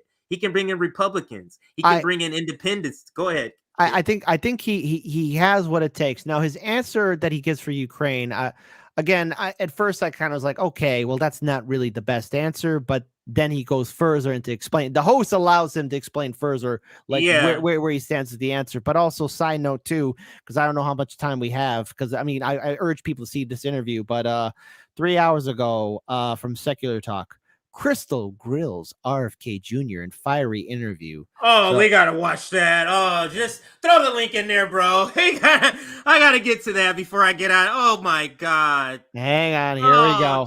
Shit. Sending it 3, 2, 1, and he's got his blonde hair again, but he's gonna go bat for his baby. Oh Lord, he's with his baby. So shout out to Nick. We posted it in the Twitter conversation that we have. So there you go. But he's got his blonde hair. It's unfortunately the video is 40 minutes long, and I don't know how long. Oh no, yeah, we can't. No, I can't do that. Maybe 10 minutes, and then we'll do like at the next post duopoly show. Maybe we'll kind of maybe examine it a little more. But we'll dig into like 10 minutes. I probably can get into. I got another maybe 20 minutes in the stream before I gotta head out. All right, no problem. No problem. We'll get to a good amount of it. I'm sure it's vomit worthy. So we'll get to it in just a second. But again, just to finish with the point that these numbers here is the reason why Krystal is doing and did what she did in the interview with RFK Jr. And he was still gracious enough. I think he even still said like I had a good time, like tweeted it out or something like that. Yeah, he was still even being gracious about it, even though he knows that the reaction of it he was not treated right. Now here it goes. Krystal grills RFK in fiery interview. I wonder if the comments are already roasting them. Let's not get there. Let's stay focused and let's listen. I'm seeing a little bit of the comments. They're kind of funny. They're kind of funny, but there you go. All right. So let's listen a little bit to what he said. He's got his blonde hair back. That sounded weird and mildly sexual. Okay. Let me rewind it to get full context because I didn't get that either. I was like, what? Okay, so let's play now. All right, everybody, welcome to the show. Today I got a big beefy one for you. That sounded weird and mildly sexual. Okay, so there's a lot of stuff to get to. RFK, who's now running for president, was interviewed on Breaking Points, and it was interesting, and it was really spicy. My wife. We're going to dive into that. His ass. Why are you titling Krystal grills? Why don't you say my wifey? My wifey ripped RFK for our bestie Marianne. Why isn't it titled that? Why isn't it titled that, kid? I would have titled it better. It'd be like my Bo Peep handled RFK Jr.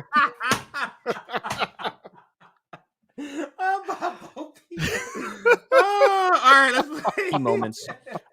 Then we also have later on today some big breaking news from a day or two ago.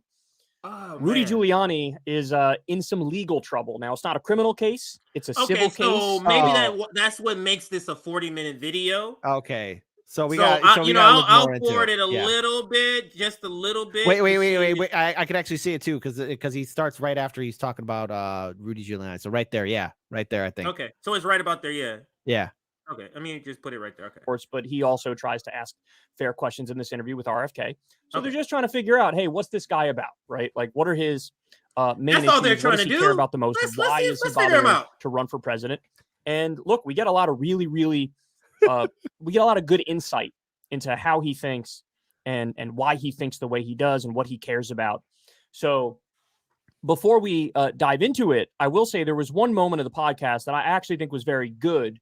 You had RFK say he would loosen the sanctions on Venezuela and Cuba.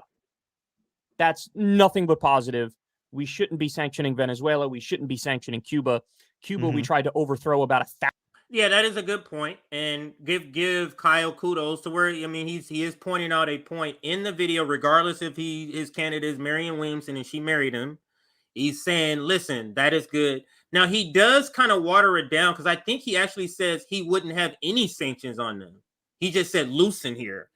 I think his word is not verbatim, but to the effect of he doesn't have on Cuba and Venezuela. He wouldn't have any sanctions on them at all. I think is the wording that he uses earlier. So kudos to Kyle for at least pointing that part out of the interview. So good. 1,000 times illegally. It was the exact same thing with Venezuela under Trump. We tried to do a violent coup where we pretended Juan Guaido, who was not elected president. Actually, yeah, now that's the president. Just absurd. And so he certainly wants to be less interventionist in our foreign policy. That's something I certainly agree with.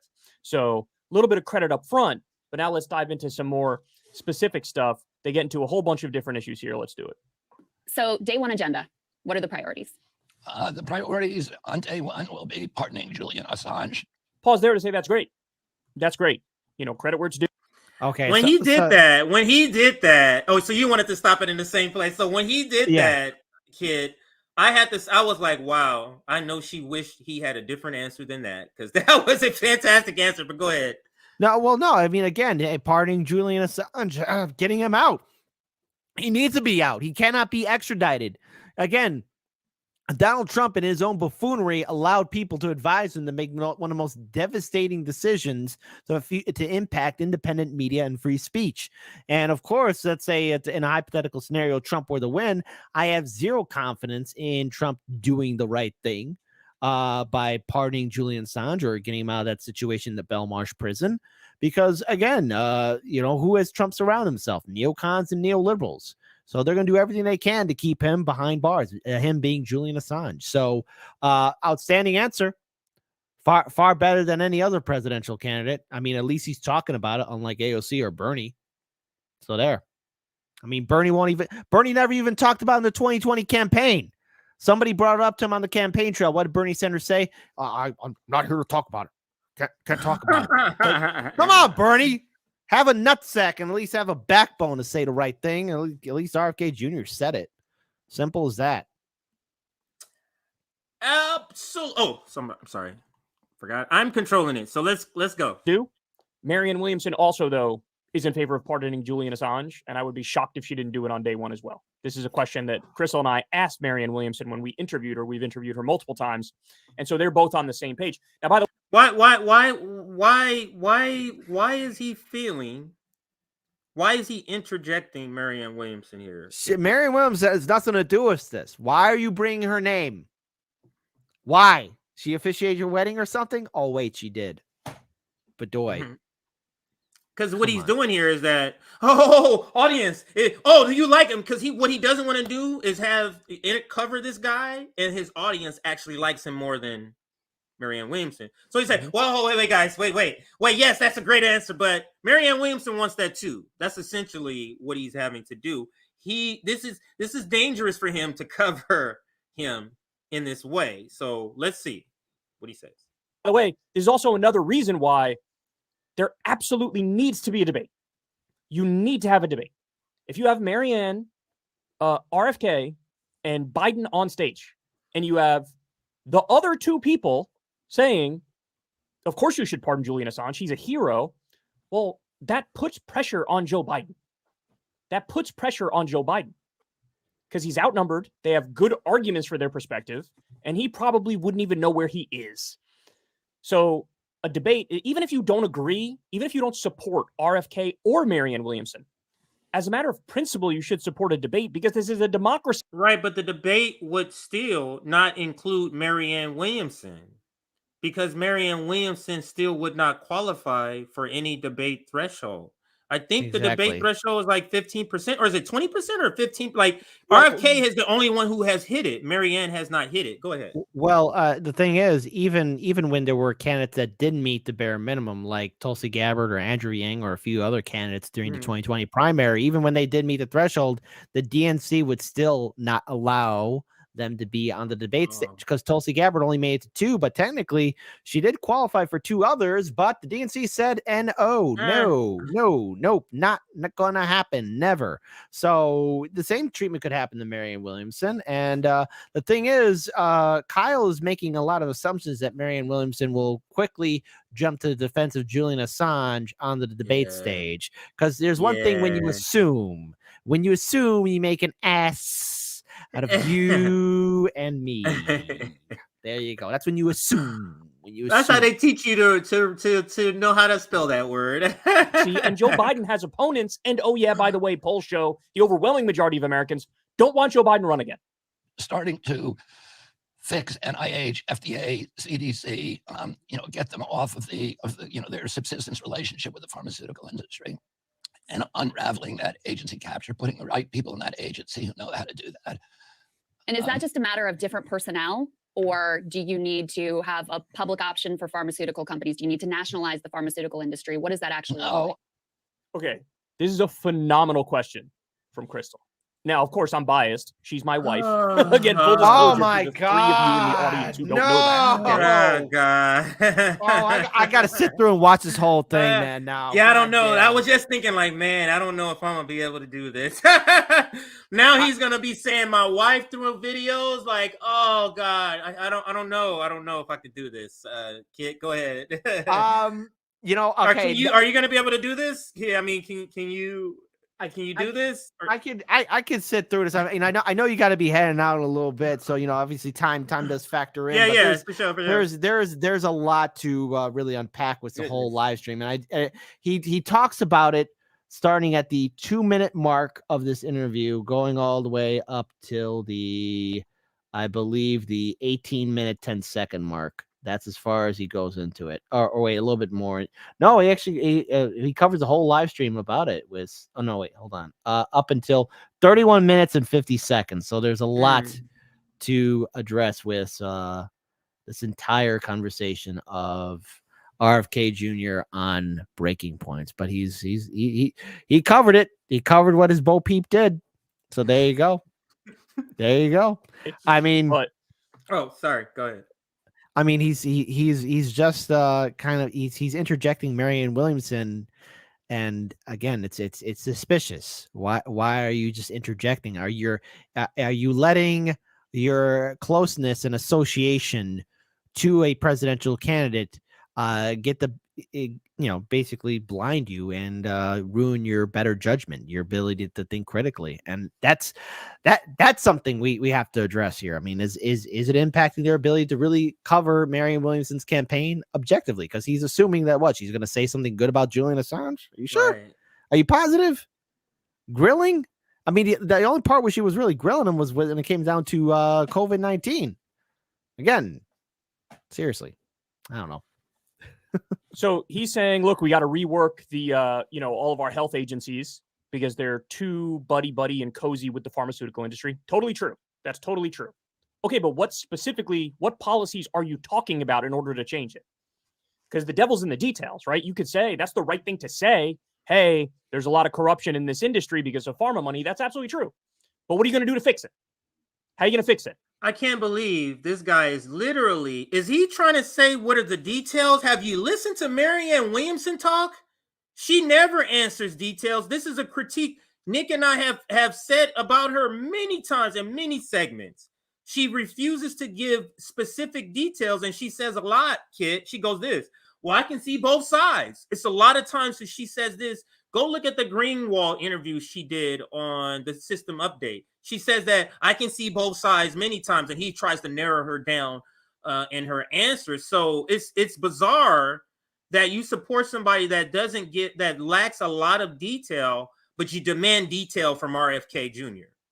Just bizarre. I think that's bizarre. Yeah, it's a double standard. You have to hold everyone accountable. If they're not going to give you a clear answer, what do you mean two sides? Two sides. I mean, what is your overall decision? I mean, at least RFK Jr.'s okay. So in that case study QB interview, it's about 7 minutes. That's from that clip. That's about 7 minutes long. He mentions about Ukraine, and he says, "Look, I understood why people were supporting of it. I was in support of it," because that's what he does say. And he mentions that, people are standing up against Putin and, tanks are coming in. But then he goes on to say, however, the reason why this war needs to stop is because the objectives have been drastically changed to where you're hearing this administration talking about overturning Putin and doing regime change war in Russia, which is not the goal, which is something we need to avoid. And that's what he says in that 7-minute clip from Case Study QB, which I urge everyone to check out, which is, it's not the best answer in the world, but at least he says, okay, well, the war has drastically changed. This is not what we want because it's going to escalate into something no one's going to recover from when the nukes start flying and there's mushroom clouds in the sky. Now, he didn't use those words, as those are my words, but I mean, it's as fair enough as it can get. I mean, absolutely. And let's get back to the video. Let's play a little more of what he And she brings up two phenomenal ideas. She brings up, are you talking about nationalizing Big Pharma? Or are you talking about a public option for pharmaceutical drugs? Because from my perspective, that's the only way to actually fix it. Let's see what he says. I don't think that's the right thing. I think. Okay. This is the, I made a point. Did I make a point? Did it land? You didn't make a point, Kyle. You didn't make a point.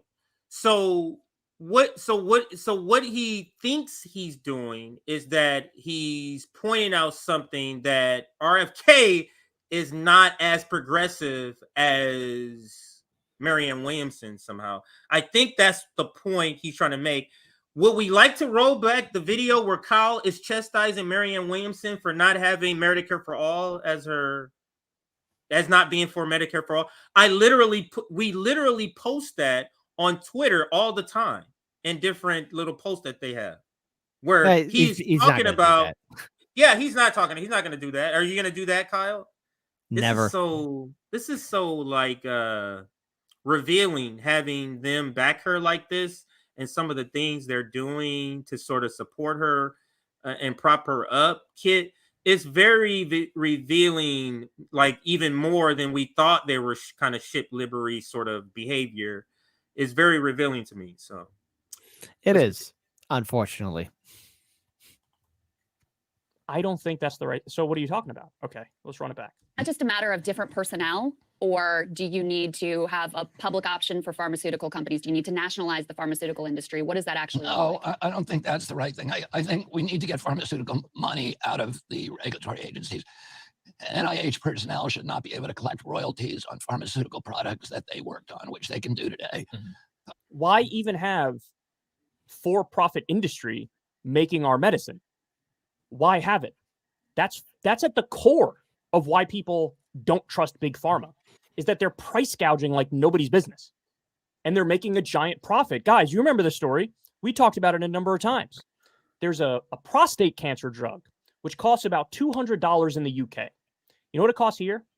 $38,000. So what's the problem here? The problem is big pharma is an unnecessary parasitic middleman taking their cut. They are a mafia. That's what we don't need them. Every single drug developed in the last 2 decades was developed with taxpayer funding, with government funding, and the big pharma swoops in there, buys up the rights to it, and sells it back to us at a massive profit, and they price gouge us. Okay, gotta stop Kyle here. Gotta stop Kyle here. This is such a stretch. This is such a grasping for straws. This is such. Go ahead, kid. You wanted to chime in first. Go ahead. Well, first, I mean, again, I'm seeing everyone kind of just getting stressed out because this is stressing me out too, beyond belief. First of all, Kyle. Look, big pharma, yeah. Is it a scumbag industry? Absolutely. But who does big pharma support? Not only the Republican Party, but the Democratic Party. All right. And the Democratic Party is under control of the healthcare insurance industry and big pharma. So the thing is, if you're expecting the DNC to do anything, or any presidential candidate, including yours truly, Marianne Williamson, you might as well try your best to urinate in the wind, because it's not going to do a damn thing to fix the system. You got to get money out of politics. All right. So RFK Jr.'s answer, I don't like it, but it is to be expected when you're in a two-party system that only cares about the donors and the money. That's the world we live in. That's the two-party system, and Marianne Williamson is attached to the Democratic Party right by the hip. So she is not going to be leaving it. She's not going to be deviating away from it. She's talking about doing things, but what she wants to implement is stuff that legislatures can do. Her being in the executive office, she could do so much more in order to deal with big pharma, but she's not going to do it, and she won't give a clear answer because she'll give her both sides issue. That's what she'll do. Simple. See, the reason why Kyle, it seems like he's grasping for straws, because the issue is the Democratic Party, Kyle. See, Kyle wants us to believe because Marianne Williamson has a different belief than RFK Jr. on this, somehow they should support her over him because of this. When both of them are going into a party where they're not getting it regardless. You get what I'm saying? So the party is the problem. But just like progressives do in selling themselves as Democrats, they want us to elect them with their individual beliefs, but they're being added to a team kit that has the complete opposite beliefs. You're just a bench warmer. You can believe whatever you want to believe on the bench, sir. What does that do? But the team believes something completely opposite. So this is why I don't support either one of them, because the team they're being added on is not going to do anything. Because he is in the realm of being less pro-Ukraine. Let's just view it that way. If we don't want to say anti-Ukraine war, but he's in that realm. But how is that going to matter with the Democratic Party? That's literally not going to matter. The Democratic Party is a war party, so it doesn't matter that that's his belief. It doesn't matter that Marianne Williamson has this belief because the party is that. Well, they'll be head of the party. Really? So what happens to all the corporate donors that donate to everybody in Congress? What happens to those people that have to actually legislate? The president doesn't legislate. The president signs the legislation after Congress legislates. Yeah. Any other words? I think we don't have to watch anymore. Yeah, that's. I can't take anymore. I can't take, and I'm gonna be getting out of here soon. So. Yeah, and anyways, I'll probably have a heart attack live on air after dealing with this Eminem dime store version of Eminem. I don't know. Anyways, commentary in regards towards this idea what the office of presidency can do. I think you broke it down perfectly. In regards towards the fact that look, the president signs and approves of laws and legislation. They don't make they're not there in the halls of the Senate and the House. Okay, that's the whole practice of a republic. All this hope in having a president be your end all be all savior. That's not the case. It's a far more bigger picture than that. The problem with this entire system that we have with our republic is that it's been corrupted to the core of corporatism, money in politics, and unending bribery that's been legalized thanks to the Supreme Court. So to anyone who thinks that, yes, it matters who sits in the throne, no, it doesn't. It doesn't matter, because even let's say RFK Jr. is to win. All right, is he going to follow through with all of his campaign promises? I would like to think that he would be able to follow through on some of the issues, but on all of them? Look, the whole part of politics is lying to people and telling them that, yeah, things are going to happen. Sure. Give me $20. I promise you'll get it back. In fact, they'll double it for you. Good luck. So everyone just don't put your hopes onto a politician. Don't. Start building movements and organizations. Start supporting citizen ballot initiatives. Support third parties and independents. Focus your effort and energy in things in which you will get an investment and a return back, okay? That's what we need to do. Starting building our own communities, funding our own communities, helping each other out. There's a problem. So now I understand some people want to be involved in electoral politics. Fine. If you're burnt out by it, at least do me a favor. If you live in one of the 23 ballot initiative states, support the good ballot initiatives and stay actively involved and know your rights as a voter. But don't put hope and investment into a politician. You're going to end up with a broken heart. And I fear that's what's going to happen to a lot of Marianne Williamson and RFK Jr. supporters, because we saw that with Bernie Sanders not once, but twice. Hell, dare I say it 3 times. He went right away to endorse Joe Biden. There you go. 3 times Bernie let people down. That son of a gun. Just to quickly throw up this headline. This is a completely different topic. Pasta from Convo Couch sent this to me. He was like, man, did you see this? And we'll probably do a more in-depth segment later with Nick. But breaking news, Pakistan's former prime minister, Imran Khan, says police have surrounded his house and his arrest is imminent. And I'm going to show you the video because he sent me a video too. But this is what Pasta sent me. So let me now share my other screen where the video is, and you can see them traveling to like, you know, armed, looks like military sort of style forces traveling to his residence or surrounding his residence here. Here it goes.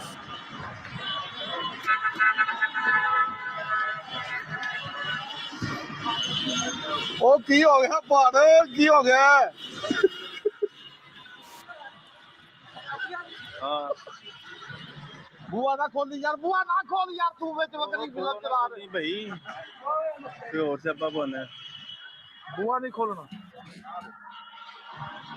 देखिए उसकी बाजू टूटी हुई So not the best video, but that's what happens when you got people on the ground and you got, like, you know, it's sort of like guerrilla reporting. But what you saw is they're reporting that those were vehicles traveling to reportedly scenes from outside my house. This is Imran himself tweeting it out. My house while I was addressing the nation. And this is 6 hours ago that was tweeted out from his imposter sent that to me. The military in Pakistan is surrounding Imran Khan's house. They plan to go through with their plan to stop the ex-prime minister from running for office again. This sounds very similar to Donald Trump, but not to say he's good, but this is a very popular president. Well, the thing is, when you tell the people that this person's not going to run and we're going to do everything we can to put roadblocks in, all what you're going to do is add more fuel and resentment of the people, because now you're denying them the choice. Have the people decide who's going to represent them. That's if you live in a republic that allows democratic values and democratic practices, then you have to let the people choose, okay? And you just can't say you're going to dismiss them. Same thing with Donald Trump. You're seeing the people, or you're not seeing the people, but you're seeing the establishment, Democrats, everybody in the vote blue, no matter whose sphere, saying, oh, this time around, Trump can't run. This time, we're going to make sure he can't legally run. This time. And no, that's not going to stop him. See, if the establishment really, if these Democratic lawmakers really wanted to hold Trump accountable, that would mean they would also be exposing themselves to the same amount of corruption that they're accusing Trump of. And they're not going to go full in, because they could then be held accountable too and be put on that chopping block. So what's happening to the prime minister of Pakistan, if it continues to escalate, it's going to be a powder keg that's ready to blow. And who is saying that he can't run? Who's allowing it? You know that there's always powers that be behind the scenes that want to dictate how countries should be ran. I mean, this is not the first time the United States is there. This is not the first time we're seeing this rodeo. It's not the first time. We've seen this before. I just wanted to shout this out. George Galloway, friend of the show, friend of the network. Sabby and Nick has been on his show. Mother of all talk shows. It says he's going to have Imran Khan tonight. Or maybe the latest news. It says Imran for the latest news on Pakistan's prime minister joins me. It says Pakistan's prime minister joins me on Twitter tonight on the mother of all talk shows. Very good. U.S. 4 p.m. Eastern. Oh wow, it's on already. Oh, it's already on. So 1 p.m. 1 p.m. my time, so 4 p.m. Eastern, and you're in what, Central time? You're in Central, so yeah. So it's about to happen. So that's what's happening. Okay. Or no, it's already happened. My bad. Oh, it is, yeah, because it's 4 p.m. my time here. So there you go. Yeah, it's already happened. But you can still check it out, I'm sure, on replay. The link is there somewhere on here. I just can't believe that this is happening just out in the open. It feels like to me, and we can end it here, it just feels like to me we're living in different times. We're living in different times, and this is the speech that he put out, where it just feels like we are ripe for revolution. We're ripe for mass movements. It's just so much corruption in plain sight. So many things that are happening that is just atrocious. I don't know, kid. I don't know. That's what it feels like. It feels like we're ripe for revolution, but we need leadership. Go ahead, sir. I think it's I would not put all our hopes for one person to lead an entire revolution, or it has to be done individually. Each person in each of the cities and states that make up this country, specifically here in the United States, has to be their own leader. We all must be self-sufficient, but also have the ability to work together and communicate in building something that's going to replace the old institution of neoliberalism. I mean, look who's representing us. When you have people who show clear signs of mental deficiency, like Joe Biden or John Fetterman, or even that of Dianne Feinstein, which is an absolute embarrassment, well, then, of course, the entire political atmosphere, the ground is going to be ripe for people wanting to change, because things have gotten progressively worse. We have representing us right now in our republic the bottom of the barrel, the bare minimum. And they're part of the same institutions, Wall Street, big banks, all the corporate institutions are all part of one big club. And even though, quote unquote, John Fetterman ran a progressive as an outsider, he's with the establishment. And yet, even when he was grilling the Silicon Valley bank CEO, the question that he's asking him, he's trying to ask a question. And I brought this up on the show this morning, but he wasn't able to give out like a coherent question. This is who we have representing us. So, of course, you, Nick, Sabby, everyone who's part of RBN, Jimmy Dore, Hardlens, we've all been saying this, that this is a powder keg that's ready to blow up, and people can only take so much. We are due for a heavy economic collapse, and I don't want to see that happen, because unfortunately people are going to get hurt, and a lot of people are going to suffer, but this is the only way in which we can end this absolute corruption and unchecked inhumanity that's representing us. And we have to have something better. We have to not only do it for ourselves, but for the next generation to come. Otherwise, it's going to keep on getting worse. This cannot be allowed. This is not living. This is not how a superpower treats its people. But yet, sadly, history has always shown us that answer, and that is empires have always abused their people. And it's up to the people to say no more. Again, spot on as usual. The incomparable Kit from Heartlands Media. Thank you, sir, so much for joining me in this. This was fun, though. This was more fun than work. This is one of those streams that's more fun than work, because we get to laugh at some of the pseudo left, and that's what we did today. So I'm going to put you in the back, sir. Thank you again for joining. We got to plan the next post-duopoly show. Hopefully we can bring you one next week, if not the next week after that. So we shall let everybody know. I'll drop you in the back. And everybody, thank you again for watching. Let me see if I can get a quick intro video for everybody to watch. If I have something readily available, I may have something readily available. Or I may not. I don't think I do. Anyway. All right. So thank you again for watching. And we are out.